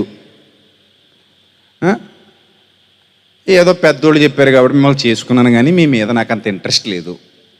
ఈ కుర్రగాడు కొంచెం బ్యూటిఫుల్గా ఉన్నాడు, ఎవరో యోసేపు అని మీరు కొత్తది ఇచ్చారు కదా, పిల్లాన్ని చూడగానే నాకు మనసు పడ్డాదు, అతని మీద మనసు పడ్డాను, నేనే పిలిచా, నేనే చొక్క పట్టుకుని లాగా, అతడు వద్దని చెప్పి పారిపోయాడు అని చెప్పొచ్చుగా మొగుడికి. చెప్పిందా? అది చెప్పిందా? అది చెప్తే ఏం చేస్తాడు చెప్పండి? ఖచ్చితంగా చంపేస్తాడు. రాజ్యాంగంలో అయినా రాసిందేటి అంటాడా? అప్పటికేమీ లేవయ్యి. అవునా కదా? మీరే చెప్పండి. అంటే పోతీఫర్ భార్యకు కూడా తాను ఒప్పు చేశానో తప్పు చేశానో తెలుసు. నువ్వు ఒప్పు చేస్తే ఒప్పు, ఆ వైబ్రేషన్స్ వచ్చేస్తాయి. అందుకే చూడండి, మనకి వైద్య పరిభాషలో positive vibrations and negative vibrations అంటారు. మన బాడీలో స్పందన, నువ్వు ఎక్కువ పాజిటివ్గా ఉన్నావు అనుకో, నీ బాడీ కూడా చాలా పాజిటివ్గా ఉంటుంది. ఎన్నాళ్ళున్నా అలాగే ఉంటావు, అందంగా ఆరోగ్యంగా యవ్వనంగా ఉంటావు. అదే ఎక్కువ నెగిటివ్ వైబ్రేషన్స్ వచ్చేస్తున్నాయి అనుకో బాడీలో, 3 రోజులకే ముసలం అయిపోతావు. ఎందుకంటే కణాలు చచ్చిపోతుంటాయి, కణాల్లో పాజిటివిటీ ఉండదు, మొత్తం నెగిటివ్ చీకటి. సో అంటే పాజిటివ్ వైబ్రేషన్, నెగిటివ్ వైబ్రేషన్. అంటే మంచి చేశాడు అనుకోండి, ఎలా ఉంటాడు? నీతిమంతులు సింహం వలె ధైర్యంగా ఉంటారు. మరి దుర్నీతి పరులు ఎక్కడ దానికి ధైర్యం లేదు. అంటే ఒక పాజిటివిటీ అండ్ నెగిటివిటీ. ఇప్పుడు పోతీఫరు భార్యలో నెగిటివిటీ కనబడుతుంది. There was a negative vibration. ఎందుకు నెగిటివ్ వైబ్రేషన్ వచ్చిందంటే తనకు తెలుసు, తన అంతరాత్మ అంటుంది లోపల తప్పు తప్పు తప్పు తప్పు తప్పు ఇదే వస్తుంది లోపల నుంచి. శబ్దం ఏమైనా వస్తుంది లోపల నుంచి? ఏమైనా వస్తుంది? ఎంతసేపు వచ్చి ఆగిపోతుంది? మీరు అబ్జర్వ్ చేయరు కానీ ఆ గంట ఆగిపోయేది కాదు, అది నిరంతరం మోగుతూనే ఉంటుంది. Alarm type. తప్పు చేసావనుకో, నీకు తెలియకుండా లోపల నుంచి తప్పు తప్పు తప్పు అని అది మోగుతూనే ఉంటుంది. అది కట్టలేవు దాన్ని. అదే మంచి చేసావనుకో, అది కూడా లోపల నుంచి మోగుతూ ఉంటుంది. కానీ ఈ మంచి చేసినప్పుడు మోగే గంటకి బలాన్ని పెంచుతుంది. తప్పు చేసినప్పుడు మోగే గంటకి నిన్ను బలహీనురాల్ని చేసేస్తుంది. That is negative vibration. That is called negative vibration. ఇది పాజిటివ్ వైబ్రేషన్. నీకు తెలియకుండానే లోపల నీ అంతరంగంలో ఒక పెద్ద మదనం జరుగుతుంది. అంతరంగంలో కొన్ని యుద్ధాలే జరిగిపోతాయి. అందుకే కొంతమంది చూడండి, పైకి బాగుంటారు, లోపల కుళ్ళిపోతారు. వాళ్ళకి తెలియని విషయం ఏంటంటే లోపల ఎంత డ్యామేజ్ అయిపోద్దో మనకు తెలియకుండా. అందుకే మనస్సు బాగోకపోతేనట అది ఎముకలకేంటట, కుళ్ళు పట్టినట్టు అయిపోద్దట. సంతోషము గల మనస్సు ఆరోగ్య కారణము. మనోవ్యాధి వలన ఆత్మ ఏమైపోద్దట, నలిగిపోద్దట, క్షీణించిపోతాడట మనిషి. అందుకే చూడండి, మనోచింత కొంతమందికి ఉంటుంది చూసారా? చింత అది ఎక్కడ ఉంటుంది? చూపెట్టగలరా? కడుపులో నొప్పి అంటే చూపిస్తాం, గుండెల్లో నొప్పి అంటే చూపిస్తాం, తలనొప్పి చూపిస్తాం, కాలు నొప్పి చూపిస్తాం, చెయ్యి నొప్పి చూపిస్తాం, గోరు చుట్టూ కూడా చూపిస్తాం. కానీ ఏం చూపించలేం చెప్పండి? మనసు పడే బాధ ఎప్పటికీ తెలియదండి, అది మనకు మాత్రమే తెలుసు. అందుకంటాడు, ఒకడు పైకి నవ్వుచుండినను ఆ నవ్వు చూసి భలే నవ్వుతున్నాడు అనుకోకండి. ఒకడు పైకి నవ్వుచుండినను హృదయములో ఏముండొచ్చట, దుఃఖం ఉండవచ్చును అన్నాడు. నిజమది. కొంతమంది మొఖాలు చూస్తే నవ్వుతూ కనబడతారు, కానీ లోపల ఎంత బాధ ఉందో అది వాళ్ళకే తెలుసు. లోపల ఎంత నలిగిపోతున్నారో, అని ఆత్మ ఎంత నలిగిపోతుందో, అని హృదయం ఎంత నలిగిపోతుందో, ఎంత శోధన, ఎంత బాధ, ఎంత వేదన మోస్తున్నారో. ఇన్ని అనుమానాలు ఉన్నాయో కొంతమందికి, అనుమానాలు జబ్బు. ఇన్ని భయాలు ఉన్నాయో కొంతమంది, ప్రతిదానికి భయమే. అడుగు తీస్తే భయం, అడుగేస్తే భయం, కూర్చుంటే భయం, నిలబడితే భయం, మాట్లాడితే భయం, చూస్తే భయం, వెళ్ళాలంటే భయం, ఏం చేయాలన్నా ఇంకా భయం భయం భయం భయం భయం. జరగదే ఆడదో, జరిగిపోద్దేమో అని భయం. ముందే ఈ రోజంతా భయంతోనే గడుపుతారు, ఆ భయంతోనే నిద్రపోతారు. ఇంతకీ ఏం జరగలేదే, ఆడలేదు. కానీ ఏదైనా అయిపోద్దేమో, ఇంక ఇవే ఆలోచనలు. ఎప్పుడు శుభం కోర్రా అంటే శుభం కోర్రు. ఏం చేసినా వీళ్ళ మనసులో ఏం నడుస్తుంటుంది ముందు? ఇంకెప్పుడు చెడు చెడు చెడు భావాలు, చెడు ఆలోచనలు. తొందరగా చచ్చిపోతారు, నిజంగానే తొందరగా చచ్చిపోతారు. ఎంత నెగిటివ్ వైబ్రేషన్స్ మన లోపల క్రియేట్ అయితే అంత పొల్యూషన్ ఏర్పడిపోతుంది అన్నమాట. లోపల ఏమైపోతుంది? పొల్యూషను. ఇప్పుడు సైలెన్సర్లో గొడ్డెట్టేసి గట్టిగా కుక్కేసి యాక్సిలేటర్ రేజ్ చేస్తున్నాం అనుకోండి, ఏటైద్దండి చెప్పండి బండికి? బాగుంటుందా పాడవుద్దా? అలాగే లోపలే చెత్త, పొల్యూషన్ కుక్కేస్తున్నాం. ఏమవుద్ది చెప్పండి? ఏమవుద్ది? అంతెందుకు కొంతమందికి కాన్స్టిపేషన్ ప్రాబ్లమ్స్ ఉంటాయి, అంటే మలబద్ధక సమస్యలు. వాళ్ళకి పాపం తింటారు తప్ప బయటికి పోదది. ఇంకా వాళ్ళ పాటలు చూడాలి, ఆ చెంబులు పెట్టుకుని నడుస్తుంటారు, తిరుగుతుంటారు, అవి తాగుతుంటారు, ఈ తాగుతుంటారు. ఏం తాగినా అది అవ్వదు, పొట్ట పట్టుకు తిరుగుతూ ఉంటారు పాపం. బాధలు అవి, చాలా బాధ అది. అలా లోపల ఎంత నిల్వ ఉండిపోతే అంత రోగం. నిజం, చాలా పెద్ద వ్యాధి అది.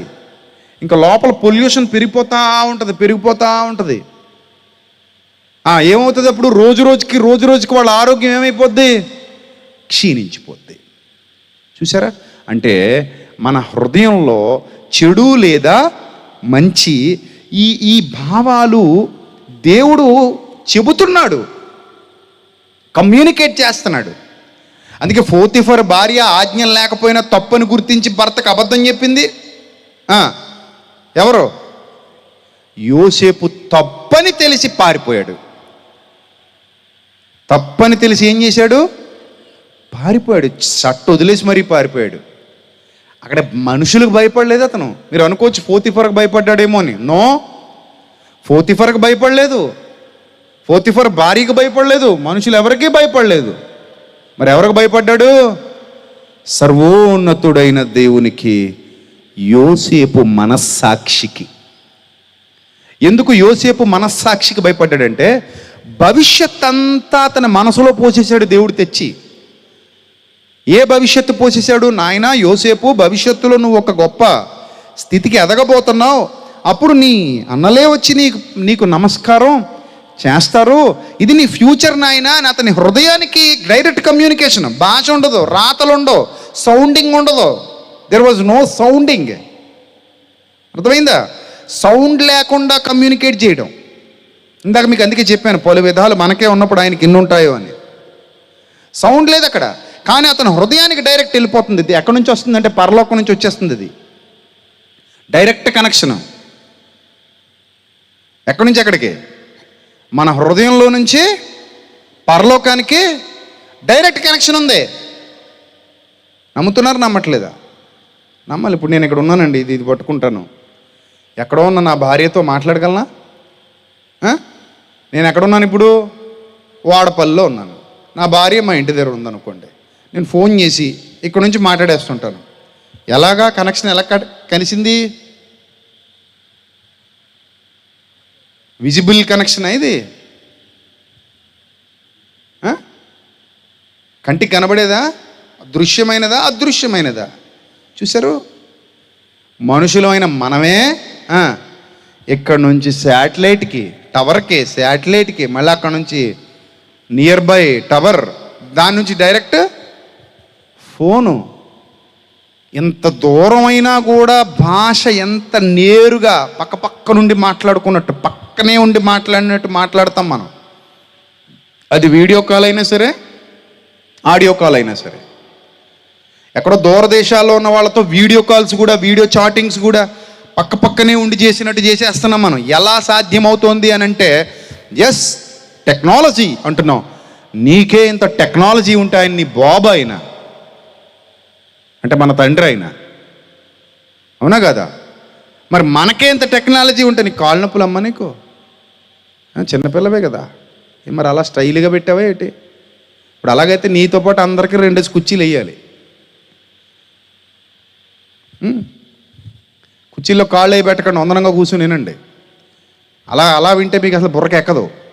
ఏ సినిమా థియేటర్ రేట్ ఇది? రైట్. సో ఎక్కడున్నాం మనం?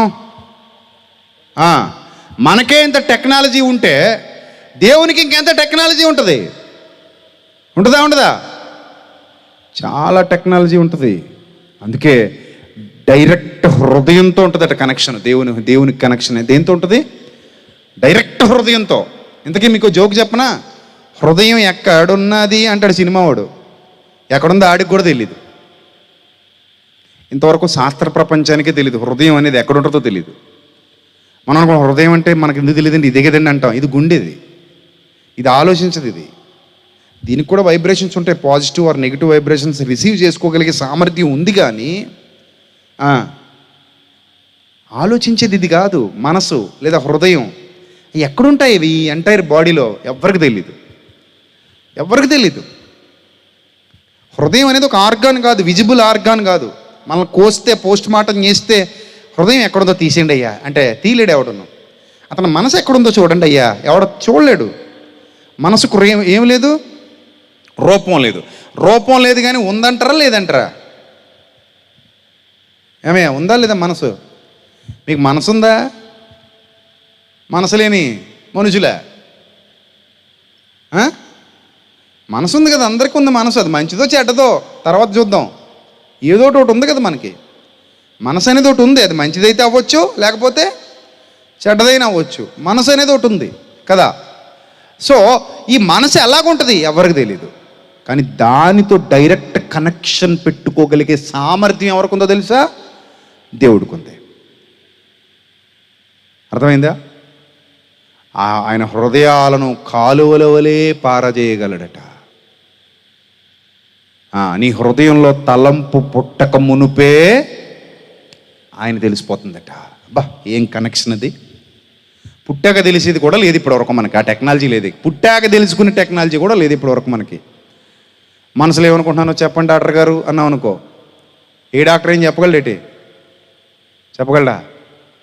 సాయంత్రం 5 గంటలకు నేను ఏం ఆలోచిస్తానో చెప్పండి డాక్టర్ గారు అన్నావు అనుకో, సాయంత్రం 5 గంటలకు కాదు, ఇప్పుడే ఆలోచిస్తున్నావు కూడా చెప్పలేడు. పొద్దునే ఆలోచించావు కూడా చెప్పలేడు. కానీ దేవుడు ఏమంటున్నాడు? నీకు తలంపు పుట్టక మునుపే అది నేను ఎరిగి ఉన్నాను అన్నాడు. బా, what a technology! What a wonderful technology! ఇలాంటి టెక్నాలజీ ఎవరి దగ్గర ఉందంటే సర్వోన్నతుడైన సర్వశక్తుడైన దేవుడి దగ్గర ఉంది. ఆయన నేరుగా మనుష్యులతో ఏం చేస్తున్నాడు? కాంటాక్ట్ చేస్తున్నాడు, వితౌట్ యువర్ పర్మిషన్. అర్థమైందా? నీ పర్మిషన్ అవసరం లేదు దానికి. అలాగని నీకు తెలియాల్సిన అవసరం కూడా లేదు. కొన్ని సందర్భాల్లో నీకు తెలియకుండానే నీ మనసులోకి వచ్చేస్తుంది. కొన్ని సందర్భాల్లో నీకు తెలియకుండానే నీకు ఆలోచన వచ్చేస్తుంది. ఎవరో నేర్పించినట్టు, ఎవరో చెప్పినట్టు, ఎవరో నీకు బుద్ధి చెబుతున్నట్టు, ఎవరో నిన్ను హెచ్చరిస్తున్నట్టు, ఎవరో నిన్ను ఆజ్ఞాపిస్తున్నట్టు, నిన్ను సరిదిద్దుతున్నట్టు, నిన్ను సరిచేస్తున్నట్టు నీ అంతరంగంలో ఏదో అలజడి స్టార్ట్ అయిపోద్ది. ప్రశాంతత అలాగే వస్తుంది, నెమ్మది అలాగే వస్తుంది, మనశ్శాంతి అలాగే వస్తుంది, ఆదరణ అలాగే వస్తుంది, అలాగే అలజడి కూడా అలాగే వస్తుంది. ఎందుకంటే దేవుడు డైరెక్ట్గా నీ హృదయంతో ఇంటరాక్ట్ అవ్వగలడు. దేవుడు డైరెక్ట్గా నీ హృదయంతో కనెక్ట్ అవ్వగలడు. దేవుడు డైరెక్ట్గా నీ హృదయంలోనికి తన ఆలోచనలను ఏం చేయగలడు? పంపగలడు. నువ్వు యాక్సెప్ట్ చేస్తావా చేయవా తర్వాత విషయం. అది నువ్వు దాన్ని అంగీకరిస్తావా అంగీకరించవా తర్వాత విషయం. కానీ ఆయన నీకేం చేయగలడు? చెప్పగలడు. చెప్పగలడు అనడానికి మరొక మాట మనం చూస్తే పేతురు గారు రాసినటువంటి మొదటి పత్రిక 3వ అధ్యాయము 19వ వచనం. పేతురు గారు రాసినటువంటి మొదటి పత్రిక 3వ అధ్యాయము 19వ వచనం. దేవుని దీర్ఘశాంతము ఇంకా కనిపెట్టుచుండినప్పుడు పూర్వము నోవహు దినములలో ఓడ సిద్ధపరచబడుచుండగా, అవిధేయులంటే మాట వినని వాళ్ళు, అవిధేయులైన వారి యొద్దకు అనగా చెరలో ఉన్న ఆత్మలు, అనగా పాపం అనే చెరలో ఉన్న ఆత్మల యొద్దకు ఆయన ఆత్మరూపిగా వెళ్ళి వారికి ప్రకటించాడట. ఇదే చిత్రం, ఇదే విచిత్రం, ఇదే విచిత్రం. అవును, నోవహు దినములలో మాట వినని అవిధేయులతో దేవుడు నేరుగా ఇంటరాక్ట్ అయ్యాడు. అర్థమైందా? అంటే వాళ్ళ హృదయాలకు ఏం వెళ్ళిపోయింది? వాళ్ళ హృదయాలకు ఏం వెళ్ళిపోయింది? దేవుని భావాలు వెళ్ళిపోయాయి, దేవుని ఆలోచనలు వెళ్ళిపోయాయి. అవిధేయులైన వారి యొద్దకు అనగా చెరలో ఉన్న ఆత్మల యొద్దకైన ఆత్మరూపిగానే. ఏ రూపి? ఆత్మరూపి. దృశ్యమైనదా అదృశ్యమైనదా? ఇప్పుడు ఆత్మరూపంలో అలా దేవుడు మీ దగ్గరికి వచ్చాడు అనుకోండి, నీకు తెలుస్తుందా? నా దగ్గరికి వచ్చాడు అనుకోండి ఆత్మరూపంలో దేవుడు, నాకు తెలుస్తుందా? తెలియదు. ఎందుకంటే ఆత్మరూపంగా ఉన్నప్పుడు ఎవరి కంటికి ఆయన కనబడ్డ కానీ కార్యం జరిగిపోద్ది. కంటికి కనబడ్డ కానీ ఆయన చేయాల్సిన పని, ఆయన మనకు చేయాల్సిన కమ్యూనికేషన్ చేసేస్తాడు. ఆ భావాలు లోపలికి వెళ్ళిపోతాయి. చాలా డీప్ సబ్జెక్ట్ సుమా ఇది, కొంచెం మనసు పెట్టండి. చాలా లోతుగా ఆలోచించవలసినటువంటి విషయాలు గ్రంథంలో రాయబడ్డాయి. మీరు పైన చూస్తే బైబిల్ అర్థం అవ్వదు. చాలా లోతుగా వెళ్ళాలి, చాలా డెప్త్కి వెళ్ళాలి. రైట్. ఆయన అవిధేయులైన వారి యొద్దకు అనగా చెరలో ఉన్న ఆత్మల యొద్దకు ఆయన ఆత్మరూపిగానే వెళ్ళి వారికి ప్రకటించును. ఆ ఓడలో కొందరు అనగా 8 మంది నీటి ద్వారా రక్షణ పొందారట. మిగిలిన వాళ్ళు ఎవరు పొందలేదని. కానీ వారికి కూడా ఏమైంది? ప్రకటింపబడింది. They didn't recognise that, they didn't accept that. So దానివల్ల వాళ్ళు కొలాప్స్ అయిపోయారు, చనిపోయారు. కొంతమందికి తెలుస్తుంది కానీ అంగీకరించరు, కొంతమంది తెలుస్తుంది కానీ ఒప్పుకోరు. లోపల మనకు తెలియని అంతర్మదనాలు ఎన్ని జరుగుతున్నాయో. నువ్వు తప్పు చేసిన ప్రతిసారి తెలియక చేశాను అనడానికి అది పశ్చాబద్ధం. తెలియక చేశానండి ఏంటది? అబద్ధమే. ఇది తెలియకుండా ఏం చేయాలి? మనం ఏమైనా రోబోలు పెట్టి తెలియకుండా చేసేయడానికి? చెప్పండి, ఇక్కడ రోబోలు ఎవరు ఉన్నారు? ఇక్కడ ఏదో టిక్ టిక్ టిక్ అని 4 బటన్లు నొక్కితే ఇలా ఇలా ఇలా అనుకుంటే చేసి వచ్చేస్తా పెట్టి నువ్వు. అలా ఉండదు కదా. నీకు అన్నీ తెలుసు, నువ్వేం చేస్తున్నావో నీ విజ్ఞత, నీ వివేకం ఉంటాయి కొన్ని. కాన్షియస్నెస్, ఆ కాన్షియస్నెస్లో కాన్షియస్గా ఉన్నప్పుడే నువ్వు ఏదైనా చేసుకుంటూ పోతున్నావు. అందుకే దేవుడు అన్నాడు, నాయనా, దేవుడు నీతో స్వయంగా ఏం చేస్తున్నాడట? కమ్యూనికేట్ చేస్తున్నాడు, మాట్లాడుతున్నాడు. మెల్లని స్వరం వినబడుతోంది. నువ్వు నిద్రపోతున్నప్పుడు కూడా అది వర్క్ చేస్తుంది. మనం ఏమనుకుంటామంటే వాక్యం వినేసి వెళ్ళిపోయి నిద్రపోయి అనుకుంటాం. వాక్యం వినేసి వెళ్ళి నిద్రపోయినా కూడా వాక్యం లోపలే ఉంటే ఏం చేస్తుంది? ఏం చేస్తుంది? పని చేస్తుంది, వర్క్ చేస్తుంది. లోపల ఉంటే పని చేస్తుంది. పిలాతు భార్య పిలాతు కబురు పెట్టిందట. ఏమని? ఆయన జోలికి వెళ్ళకబ్బాయ్ అందట. ఏ అని అడిగాడట. ఎందుకు వెళ్ళకూడదు? అన్న లెటర్ వచ్చిందే? పౌరులైనా లెటర్ మోసుకొచ్చినాయా? పోనీ ఏమైనా దేవదూతలైనా కనబడ్డారా నీకు? మరి ఏమైంది? గట్టి చెప్పండి. రాత్రి కలలో మిక్కిలి బాధపడిపోయాను నేను. ఆయన జోలికి వెళ్ళకు, తప్పు జరిగిపోతుంది. స్వచ్ఛంగా దేవుడితో కనెక్ట్ అయిపోతే ఆ కమ్యూనికేషన్ చాలా బాగుంటుంది. అది అనుభవించిన వాళ్ళకే తెలుస్తుంది. నీ మనసు స్వచ్ఛంగా దేవుడితో కనెక్ట్ అయిపోతే that is a such a wonderful connection. అదొక వండర్ఫుల్ ఎక్స్పీరియన్స్. సూర్యుని నుంచి కిరణాలు నేరుగా భూమిని తాకినట్టుగా ప్రభు యొక్క కాంతి, ప్రభు యొక్క ఆలోచన నేరుగా నీ హృదయాల మీద ప్రసరిస్తుంది. అలా నువ్వు దేవుని వాక్యాన్ని ఎప్పుడైతే నేర్చుకుంటావో ఈ విషయాలన్నీ అర్థమవుతాయి. దేవుని వాక్యం ద్వారా నువ్వు ఇన్ని సత్యాలు గ్రహించవచ్చు. చివరిగా ఒక మాట మనం చూద్దాం ప్రియమైన దేవుని ప్రజలారా. యోహాను గారు రాసినటువంటి మొదటి పత్రిక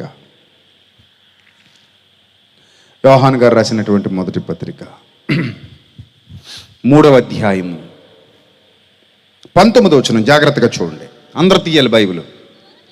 ముగింపుకి వెళ్తున్నాం మనం. యోహాను గారు రాసిన మొదటి పత్రిక 3వ అధ్యాయము 19వ వచనం. ఇందువలన మనము సత్య సంబంధులమని ఎరుగుదుము. దేవుడు ఎంత మంచి మాట, మన హృదయము కంటే అధికుడై. హృదయం అనేది ఎక్కడుందో ఇప్పటి వరకు శాస్త్ర ప్రపంచానికి తెలీదు, మనకు మాత్రం తెలుస్తుంది. ఎందుకంటే we have a consciousness, right? మనకు కాన్షియస్నెస్ ఉంది అంటే మనం ఆలోచించగలుగుతున్నాం. మన మనసు, మనకు మెదడు ఉంది, మనకి ఊహలు ఉన్నాయి, జ్ఞానం ఉంది, ఆలోచనలు ఉన్నాయి, జ్ఞాపకాలు ఉన్నాయి, గుర్తున్నాయి. సో ఇవన్నీ కూడా లోపల అంతరంగంలో ఇంకో ప్రపంచం ఉంది, మనకి తెలియని ఒక ప్రపంచం లోపల తిరుగుతుంది. అది బయటికి కనబడేది వేరు, లోపల తిరిగేది వేరు. ఇంకో ప్రపంచం ఉంది లోపల, అదే అంతరంగ ప్రపంచం. దాన్నే బైబిల్ గ్రంథం అంతరంగ పురుషుడు అంది. అంతరంగ పురుషుని యందు శక్తి కలిగి అంటాడు. లోపల ఒక అంతరంగ పురుషుడు ఉన్నాడట, రైట్? సో ఈ హృదయము కంటే అధికుడట దేవుడు. అధికుడు గొప్పవాడు. నీ హృదయము కంటే దేవుడెవరు? అధికుడు. బా, చాలా అద్భుతమైన మాట ఇది. తర్వాత ఇది ఇంకా అద్భుతమైన మాట. నీ హృదయము కంటే అధికుడు. నెక్స్ట్ ఏంటి? సమస్తమును ఎరిగి ఉన్నాడు గనుక మన inner, not physical structure, we're talking about inner personality, right?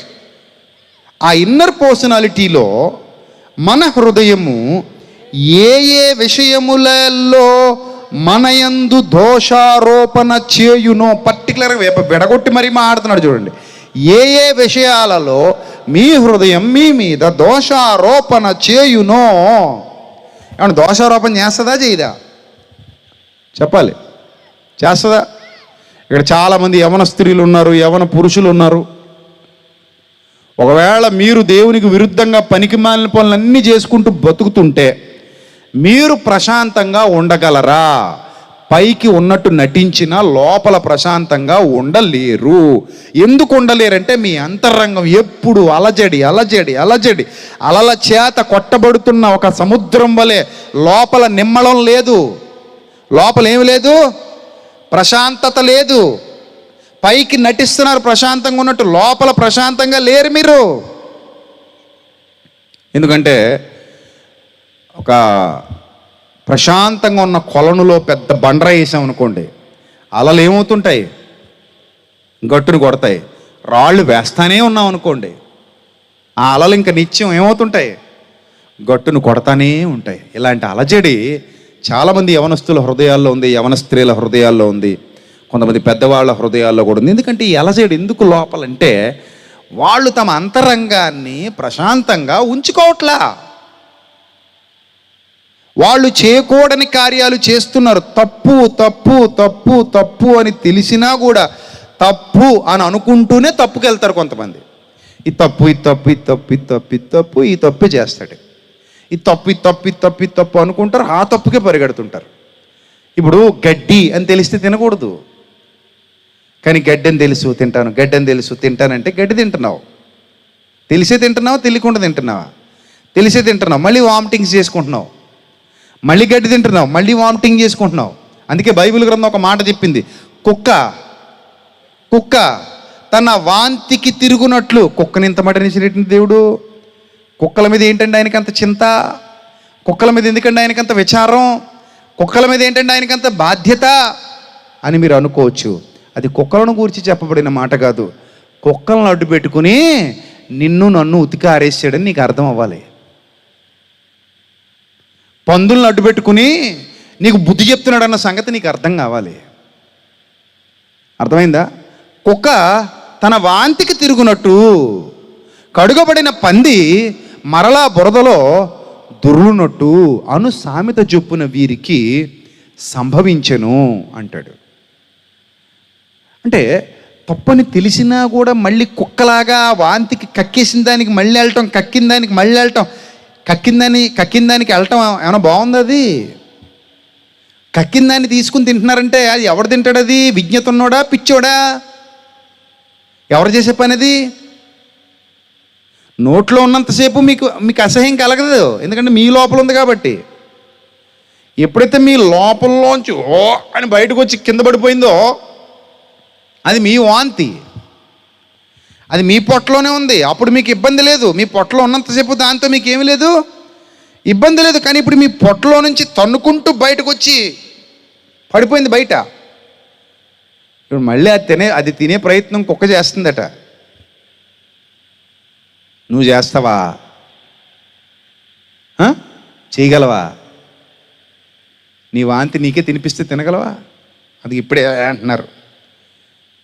మరి నీ పాపం మళ్ళీ నువ్వే జుర్రుకుంటున్నావు, నీ పాపాన్ని మళ్ళీ నువ్వే తెచ్చుకుంటున్నావు, నీ పాపాన్ని మళ్ళీ నువ్వే మొదలు పెడుతున్నావు, నీ పాపాన్ని మళ్ళీ నువ్వే బతికిస్తున్నావు, నీ పాపాన్ని మళ్ళీ నువ్వే పునరుద్ధరిస్తున్నావు. చంపుతున్నావు బతికిస్తున్నావు, చంపుతున్నావు బతికిస్తున్నావు, చంపుతున్నావు బతికిస్తున్నావు. ఏంటిది అంటే కక్కుతున్నావు మళ్ళీ తింటున్నావు, కక్కుతున్నావు మళ్ళీ తింటున్నావు, కక్కుతున్నావు మళ్ళీ తింటున్నావు. చంపుతున్నావు, బతికిస్తున్నావు, కక్కుతున్నావు, మళ్ళీ తింటున్నావు. ఇప్పుడు నీ హృదయంలో ఒక మంట పడుతుంది, అంతా నెగిటివ్గానే ఉంటుంది. ఇంక లోపల నేను చెప్తున్నాను కదా, అసలు పాజిటివ్ మెంటాలిటీ ఉండదు, శాంతి ఉండదు, సమాధానం ఉండదు, ప్రశాంతత ఉండదు. ఎందుకంటే you can't realise. Yes, you have to realise. నువ్వు దాన్ని గుర్తించు. నువ్వు మొదట రియలైజ్ అవ్వు, నిజంలోనికి రా, సత్యాన్ని అంగీకరించు, నీకేం కావాలో తెలుసుకో, నీ మనసు ఏం చెప్తుందో విను. ఒకసారి నీ మనసుతో మాట్లాడుకో, మెల్లని స్వరం నీకు వినపడద్దు లోపల నుంచి. Is this right are wrong? ప్రతిదీ నీకు లోపలే తెలిసిపోద్ది, ప్రతిదీ లోపల నీకు అర్థమైపోద్ది. ఎందుకంటే ఇంత గొప్ప వాక్యంతో ఆవరింపబడి ఉన్నావు కదా, దేవుడు నీతో కమ్యూనికేట్ చేస్తాడు. నువ్వు గ్రహించలేని సంగతులు నీకు నేర్పించాలని ఆశపడతాడు. మీరు అనుకోవచ్చు, ఏంటండి క్రైస్తవులకు పని లేదా అండి ఇలాంటి సభలు, ఇంతంత ఖర్చులు, ఈ సభలన్నీ అవసరం అండి అనుకుంటారు. నేను అంటాను, సభ అనేది సామాన్యమైనది కాదు, దైవ ప్రత్యక్షత దిగి వచ్చే చోటిది. సర్వోన్నతుడైన దేవుడు తన ప్రజలను ఆయత్తపరిచే అమూల్యమైన అవకాశాన్ని కల్పించే వేదికది.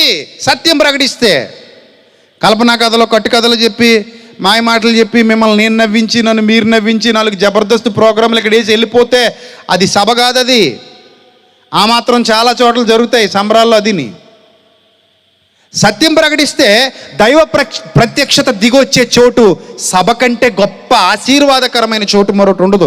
వాక్యం ప్రకటింపబడే చోటు, అది ఎక్కడైనా సరే, అది సంఘంలో అయినా, బయట అయినా, ఎక్కడైనా సరే, వాక్యం ప్రకటింపబడే చోటు చాలా గొప్ప చోటు. అది గొప్ప కార్యం. అది ప్రపంచంలో అన్ని కార్యాల కంటే గొప్ప కార్యం ఏదో తెలుసా? దేవుణ్ణి, మనుషుల్ని తీసుకొచ్చే చోట కలపటం. అందుకే యేసుక్రీస్తు గొప్పోడు, దేవునికి నరులకు ఆయన ఏమాయను మధ్యవర్తి. ఇప్పుడు మనం దేవుని వాక్యాన్ని, మనుషుల్ని కలుపుతున్నాం. It's a divine programme. Yes, divine programme. సభ అనగానే దైవ కార్యము. నన్ను అడిగితే అంటాను, ఆత్మల చికిత్స శిబిరము. ఏంటది?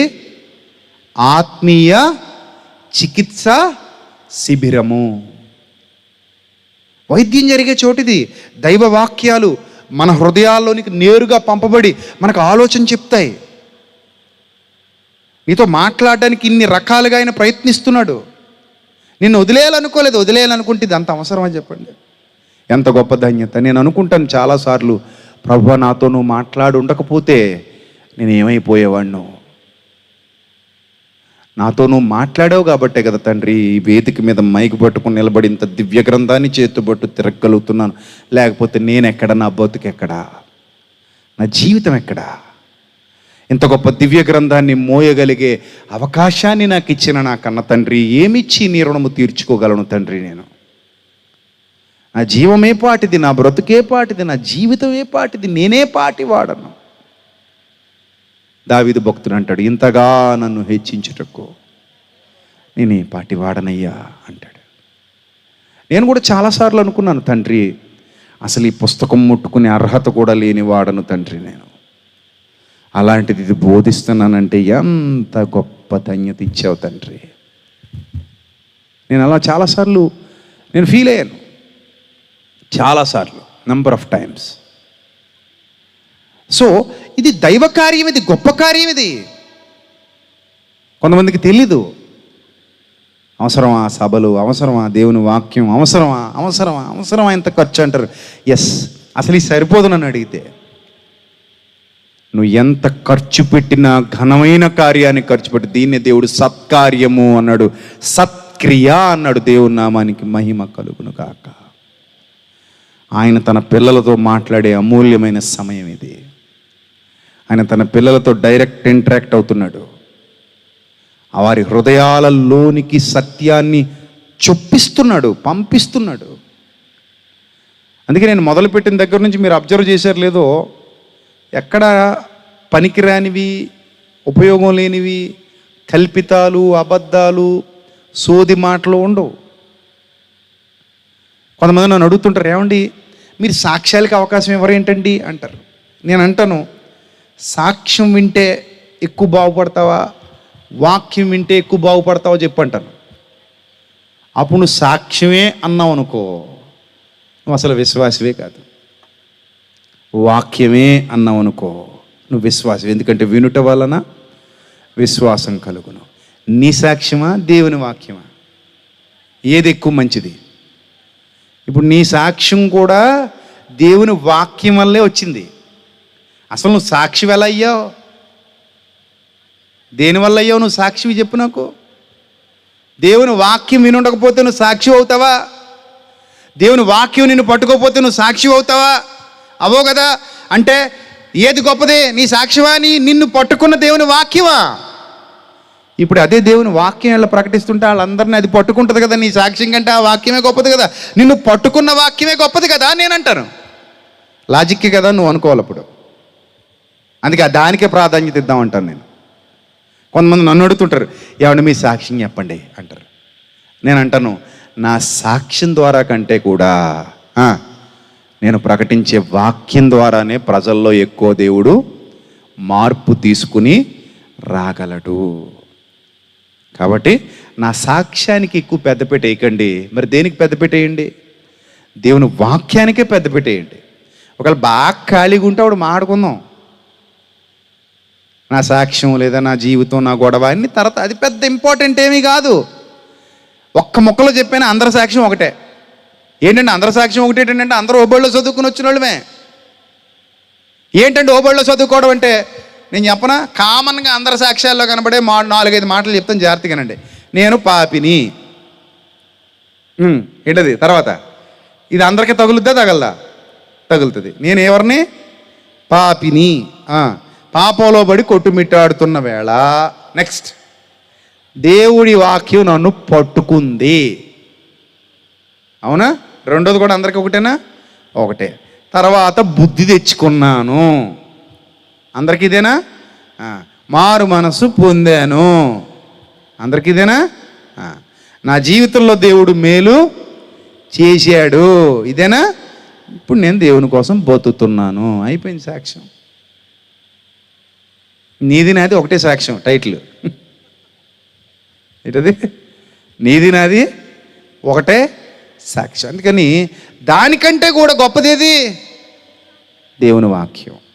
నన్ను మార్చింది అదే వాక్యం, నిన్ను మార్చబోయేది కూడా అదే వాక్యం. అందుకే ప్రభువా, నా గురించి మాట్లాడుకుంటే ఏం బాగుంటుంది ప్రభువా, నీ గురించి మాట్లాడితేనే బాగుంటుంది ప్రభువా. అర్థమైందా? నీ గురించి మాట్లాడితే నాలో మార్పు వస్తుంది తండ్రి, గొప్ప కార్యాలు జరుగుతాయి తండ్రి, వారి హృదయాలు వెలిగింపబడతాయి.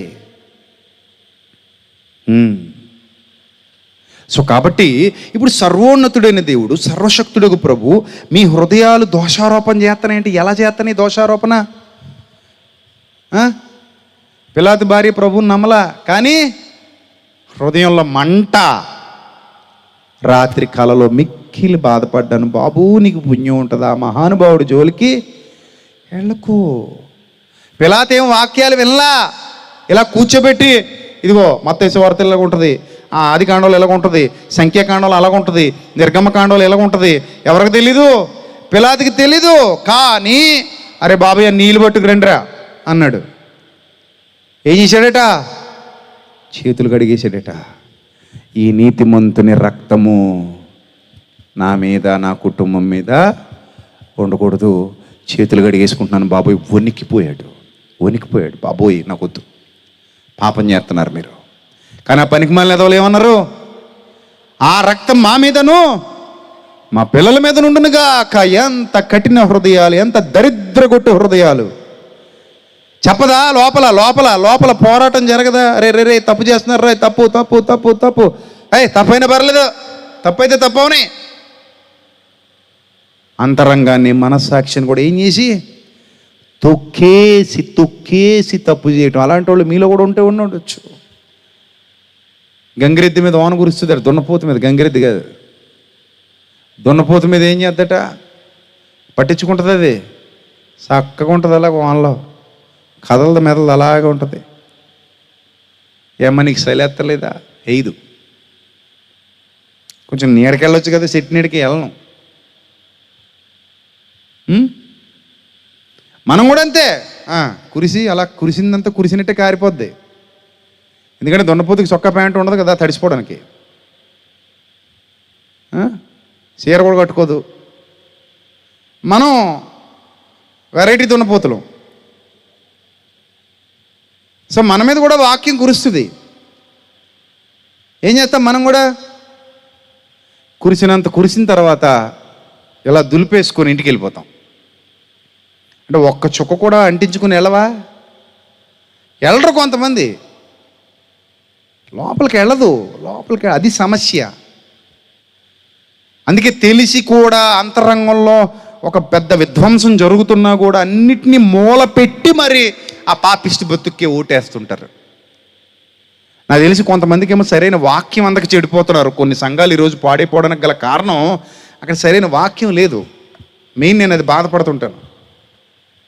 చాలా సంఘాలు చూస్తుంటాను, అన్ని తిరుగుతుంటాను కదా, విదేశాలకు వెళ్తుంటాను, తెలుగు రాష్ట్రాల్లో తిరుగుతుంటాను, ఒక్కోసారి నార్త్ సైడ్ కూడా వెళ్తుంటాను. కొన్ని చోట్ల అసలు వాక్యమే ఉండదు. ఒక చోట పాస్టర్ గారికి కూడా బైబిల్ రాని పరిస్థితులు ఉన్నాయి. అలాంటి దుస్థితిలో కొన్ని సంఘాలు ఉన్నాయి. సాతాను కొంతమందిని అలా పాడు చేస్తారు. కొన్ని చోట్ల మంచి వాక్యం చెప్తుంటారు పాస్టర్ గారు, కానీ విశ్వాసులకు జబ్బు ఉంటుంది, ఇండ్రెళ్ళు జబ్బు, లోపలికి వెళ్ళనివ్వరు. ప్రభు చెప్తేనే వెళ్ళలేదు కొంతమంది నీచులు. అందుకే ఆయన ఎప్పుడో డైలాగ్ వేసుకుంటూ తిరిగేవాడట, చెవిగలవాడు విన్నిగాక చెవిగలవాడు విన్నిగాక అనుకుంటే వాళ్ళు ఇలా తడుముకుని ఈ నీటి ఇలా చెప్తున్నాడు, మాకు 2 చెవులు ఉన్నాయి కదా అనుకునేవారట వాళ్ళు. వాళ్ళకి ప్రభు మాట అది కూడా అర్థమై సేవలేదు. చెవిగలవాడు వినిగాక అంటే 2 చెవులు ఉంటాయి మనకి అనుకుంటున్నారు ఈ చాతురు పరిచయులను. అసలు ఆ పనికిమాలోళ్ళకి అసలు ఒక చెవు కూడా లేదు వాళ్ళకి. అందుకే మీరు వినుమట్టుకు విందురు కానీ గ్రహింపరు, చూచుట మట్టుకు చూతురు కానీ కానరు. మీరు చెవులుండి వినరు, మనసుండి గ్రహించరు. కాబట్టి చూడండి, మీ అంతరంగంలో దేవుడి యొక్క కమ్యూనికేషన్ నిరంతరం జరుగుతూనే ఉంది. మీ మనస్సాక్షి అందుకే మీ మీద ఏం చేస్తుంది చెప్పండి? దోషారోపణ చేస్తుంది. ఆయా విషయాలలో ఆయన ఎదుట మన హృదయాలను సమ్మతిపరుచుకోండి. ఎవరికి తెలియకుండా లోపల జరిగిపోయేది ఇది. సమ్మతిపరుచుకుందాం. ప్రియులారా, మన హృదయము మన యందు దోషారోపణ చేయని ఎడల దేవుని ఎదుట ఎలా ఉంటామట?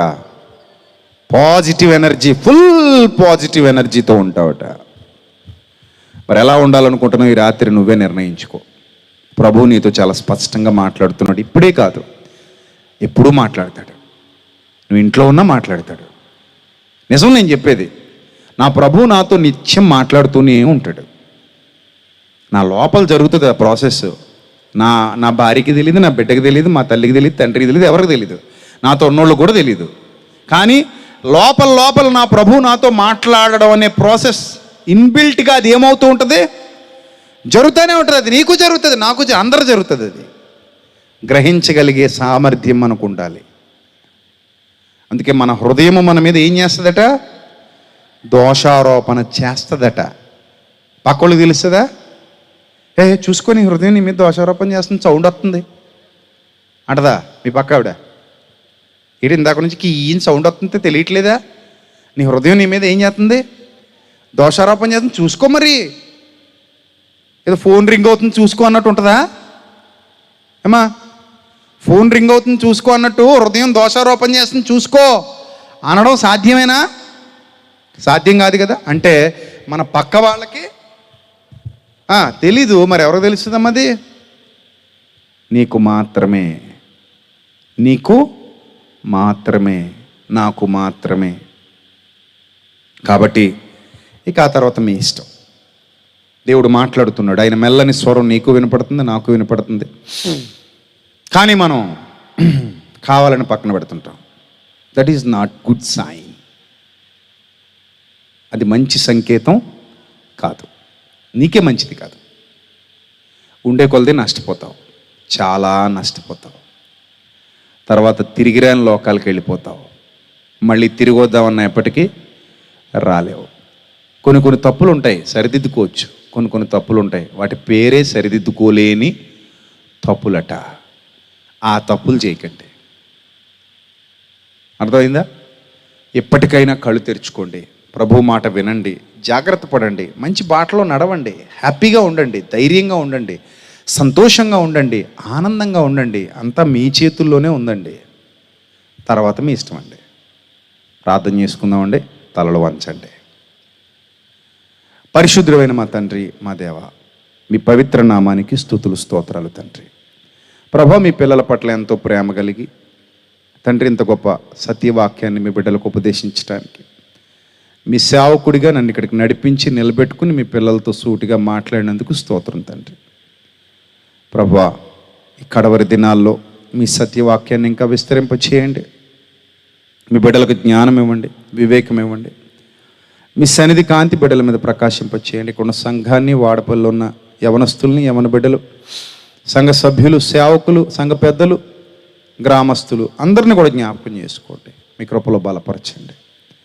మీ సహాయము, సమాధానము, మీ సన్నిధి కాంతి నిత్యము బిడ్డల మీద ప్రసరింపచేయమని ఘనత, మహిమ, ప్రభావములు మీకు మాత్రమే చెల్లిస్తూ క్రీస్తు యేసు వారి శ్రేష్టమైన అతి పవిత్రమైన నామంలో ఈ ప్రార్థన మనవులు సమర్పించి జవాబు పొందుకొనుచున్నాం మా కన్న తండ్రి. ఆమెన్. అందరికీ వందనాలు. May lord bless you all. Love you all. Thank you. God bless you. Thank you.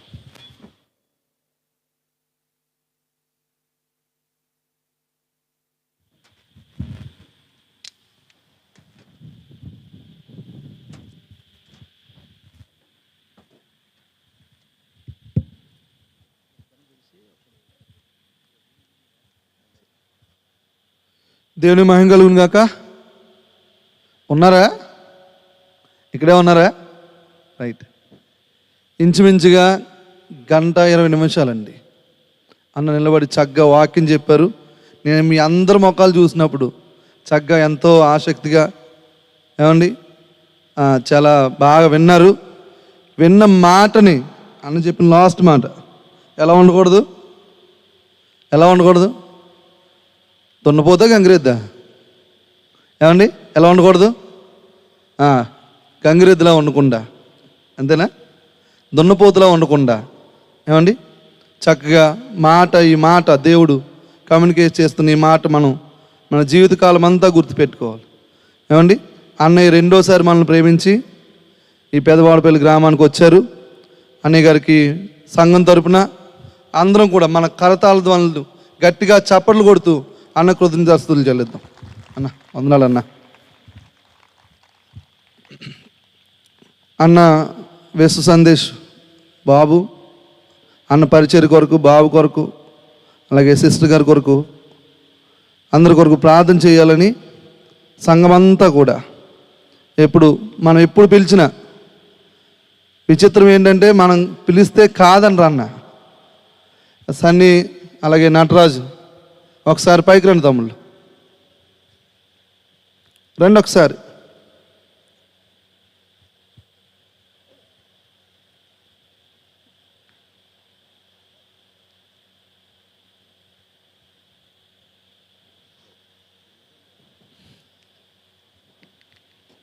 మీరు ఒక మాట చెప్తే బాగుంటుంది.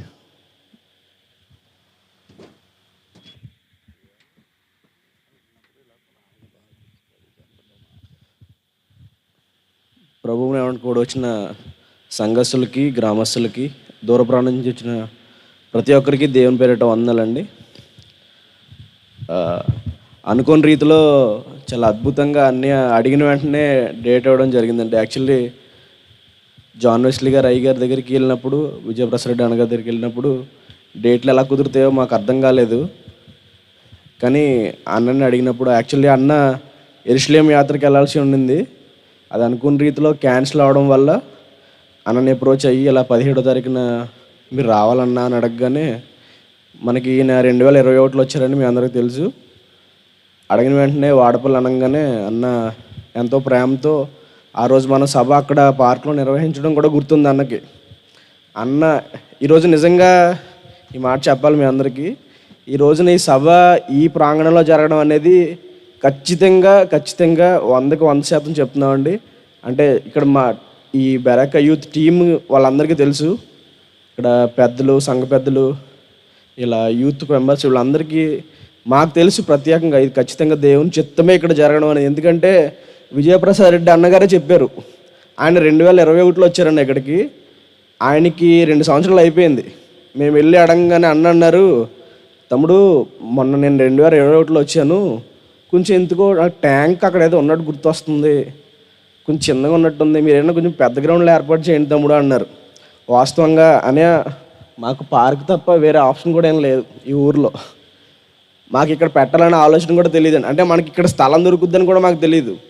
అంటే దైవజనుల నోట్లో నుంచి వచ్చిన మాట దేవుడి రోజు నెరవేర్చడమే ఇక్కడ పెట్టిన మాకు ఉద్దేశం అండి. మేము అనుకున్నది కాదు, మేము ఏర్పాటు చేద్దాం అనుకున్నది కాదు. ఎందుకంటే మనకున్న ఏకైక పెద్ద స్థలం ఏంటంటే అక్కడ పార్కులో పెట్టడం మనకు తెలుసు. అన్న అనుకోకుండా ఆయన నోట్లో నుంచి కొంచెం ఏమన్నా చూడండి తమ్ముడు అన్నారు, కానీ వాస్తవానికి మాకు అక్కడ తప్ప మాకు ఎక్కడ స్థలం తెలీదు. అనుకోకుండా సన్నీ ఇక్కడికి వచ్చి చూడడం, అంటే దైవజనుల నుంచి వచ్చిన మాట ఆ దేవుని చిత్తం కాకపోతే నిజంగా ఇంత సభ ఇక్కడ జరిగే అవకాశమే లేదు నిజంగా చెప్పాలంటే. అది దేవునికే మహిమ. ఈ రోజున వాతావరణం అనుకూలించకపోయినప్పటికీ కూడా మనకి ఇంత గొప్పగా సభలు ఇక్కడ ఒక చినుకు లేకుండా జరుగుతుందంటే అది మీ అందరి ప్రార్థన, అన్ని యొక్క కోరిక. ఇలాంటి దైవజనులు మన మందికి వచ్చి ఇంత గొప్ప మాటలు మనం వినడం కూడా మన అదృష్టం. మన ఆహ్వానాన్ని మన్నించి అన్ని రోజు వచ్చి మనకి వాక్యాన్ని ఆయన సమయాన్ని మనకు అందించినందుకు అన్నకి ప్రత్యేకమైన వందనాలు అన్న. మీకు అన్న ఎప్పుడు మనకు సహకరిస్తూనే ఉంటారు. మన సంఘం గురించి ఆయన ప్రతి ఒక్క ప్రార్థనలో మనం గుర్తుపెట్టుకోవాలని అన్నను కోరుకుంటూ ఈ అవకాశం ఇచ్చిన సంఘానికి ప్రత్యేకమైన వందనాలు అండి. అన్న కూడా ప్రత్యేకమైన వందనాలు. Thank you.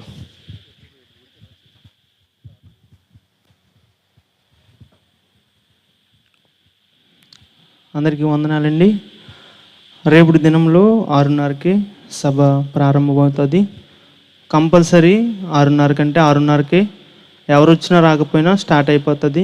అది గమనించండి. ఎందుకంటే రేపు ఇంకో విషయం గమనించాలి. రేపు బయట నుంచి వచ్చిన వారికి కానీ స్థానిక సంఘంలో వారికి కానీ పాటలు ఇవ్వబడవు. ఎందుకంటే రేపు మన వచ్చి సువార్త గాయకులు నిస్సిజానన్ గారు వస్తున్నారు. రేపు రోజంతా, రేపు ఈవినింగ్ మొత్తం అంతా ఆయనే నడిపిస్తారు. ఆయన గాన పరిచర్యతో దేవుని మహింపరుస్తారు. కాబట్టి గమనించండి, ఎవరు ఇబ్బంది పడకండి, మమ్మల్ని ఇబ్బంది పెట్టకండి. రేపటి దినంలో కూడా కానుకలు ఎత్తబడతాయి. దాని నిమిత్తం కూడా మీరు సిద్ధపడాలని ప్రేమతో మనవి చేస్తున్నాను. అందుకే వందనాలండి. ప్రార్థన చేసుకుని ఆశీర్వాదాలు తీసుకుని వెళ్దాం.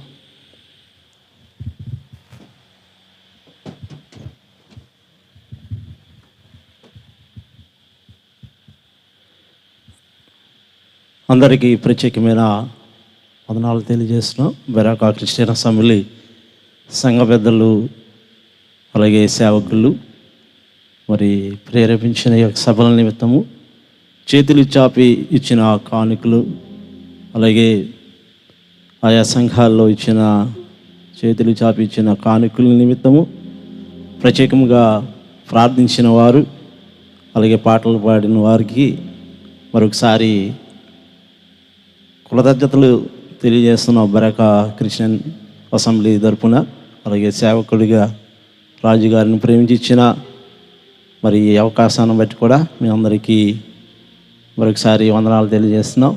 అలాగే రేపటి దినంలో 6:30 గంటలకి మరొకసారి ప్రకటన జరుగుతుంది. 6:30 గంటలకే ఈ సభ, రక్షణ సువార్త మహాసభ నిర్వహించబడుతున్నది. ఈ రోజున మరి విన్న వాక్యాన్ని తమ హృదయంలో మరి భద్రపరుచుకుని రక్షణ స్వార్థ సభ ఇక నిమిత్తము వాక్యం చెప్పబడింది. మొట్టమొదటిగా విజయప్రసాద్ రెడ్డి గారు మరి ఏమైనా ప్రాయంలో ఉన్న బిడ్డ మరి చెప్పిన మాట ఏంటంటే తెలిసే దగ్గరగా ఉన్న వారికి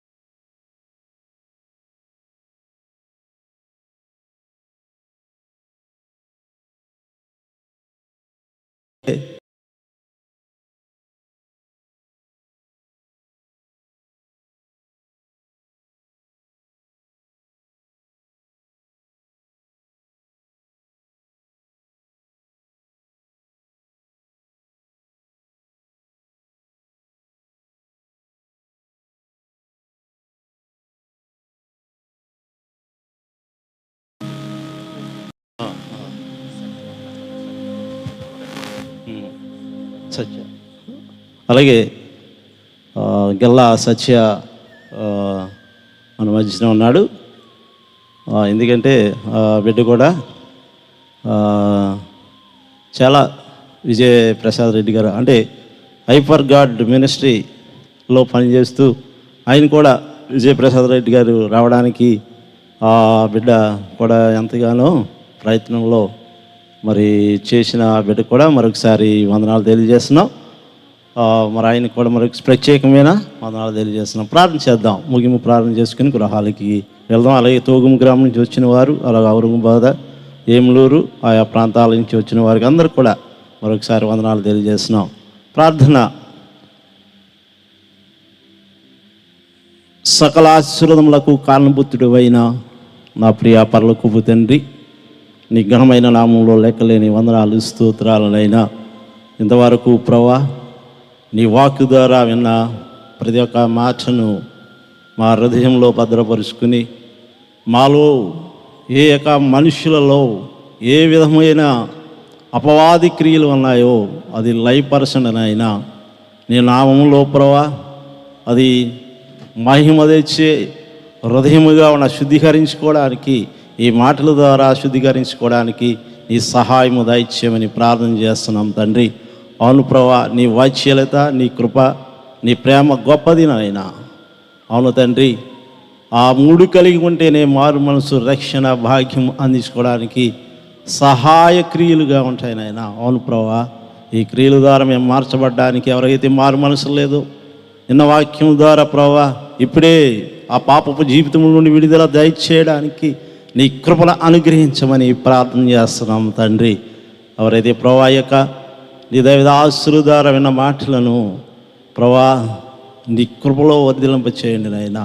ఈ మాటల ద్వారా ప్రభా ఇగోనైనా ఈ మాటల ద్వారా తమ హృదయాలను శుద్ధీకరించుకోవడానికి పరిశీలన, తన మనసులను పరిశీలన చేసుకోవడానికి సహాయము దయచండి. రాత్రికాల సమయంలో ఎవరైతే ప్రభా ఈ మాటల ద్వారా పరిశుద్ధపరుస్తున్నారో నాయనా నీ మహిమలో ప్రభా బిడ్డలను దీవించండి, ఆశీర్వదించండి.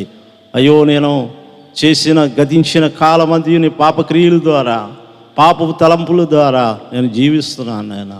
ఇప్పుడు ఈ మాటల ద్వారా నేను శుద్ధీకరించుకుంటున్నాను, నేను పవిత్రపరుచుకుంటున్నానని ప్రభా ఎవరైతే మారు మనసు పొందుకుంటారో ఇప్పుడే ఇదిగోనైనా తన మాటలలో ప్రతి ఒక్క మాటలలో ప్రభా నీ కొరకు జీవించడానికి నిశ్చయత కలిగి జీవించడానికి సహాయం దయచేయమని ప్రార్థన చేస్తున్నాం తండ్రి. ప్రభా నీ దైవదాసుడు తన యొక్క హైపర్ గాడ్ మినిస్టర్ని దీవించండి, ఆశీర్వదించండి. అనేక ప్రాంతాలలో ప్రభా వెళ్ళి నీ యొక్క మాటలు వెదజల్లుచుండగానైనా ఆ యొక్క ప్రాంతాలు దీవించబడడానికి, ఆ సంఘాలు దీవించబడడానికి నీ సహాయం దయచేయండి. ఇంకా నువ్వు ప్రభా నీ దైవదాసులకు మంచి ఆరోగ్యం, నీ శక్తిని, నీ బలాన్ని దయచేయండి. ప్రభా తనతో పనిచేసి ఉన్న బిడ్డలందరినీ దీవించి ఆశీర్వదించమని ప్రార్థన చేస్తున్నావు తండ్రి. ఈ సేవల నిమిత్తము ప్రభా ఇదిగోనైనా బెరాకా క్రిస్టియన్ అసెంబ్లీలో ఉన్న బిడ్డలనైనా యవనస్తులు, యవనరాండ్రు ప్రభా ఇదిగో ఎంతో కష్టపడి ఎంత ప్రతి ఒక్కరికి నీ సువార్త ప్రకటన చేయాలని ఆలోచింపడం చేసినైనా ఈ కష్టపడుచుండగా ప్రతి ఒక్క బిడ్డను కూడా దీవించండి, ఆశీర్వదించండి నైనా. ఇదిగోనైనా ఇది ప్రయాసం వ్యర్థము కాకుండా మంచి నేలను విత్తనము ఫలించే వాక్యాన్ని దయచేయమని ప్రార్థన చేస్తున్నాం. అలాగే నేను ఈ పనులు చేస్తున్న బిడ్డలందరం కూడా మరొకసారి దీవించండి, ఆశీర్వదించండి. రేపు జరగబోయే కార్యక్రమంలో కూడా మీరు తోడుగా ఉండి నడిపించండి, మంచి వాతావరణం దయచేయండి నైనా.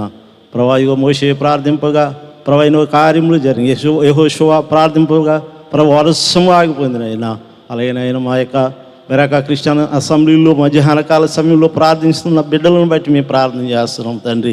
సంఘం కొరకు ప్రయాసపడుతున్న బిడ్డల కొరకు ప్రభా ఇదిగో నేను ప్రార్థన చేస్తున్నాం తండ్రి. బిడ్డలందరినీ కూడా దీవించండి, ఆశీర్వదించండి.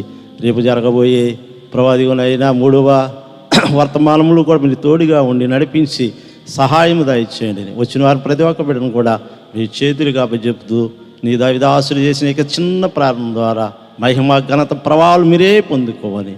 నా ప్రియుడు రక్షకుడైన యేసు క్రీస్తు అతి పరిశుద్ధ నామంలో ప్రతిమాలి వినయముతో వేడుకునిచున్నాము తండ్రి. Amen, amen.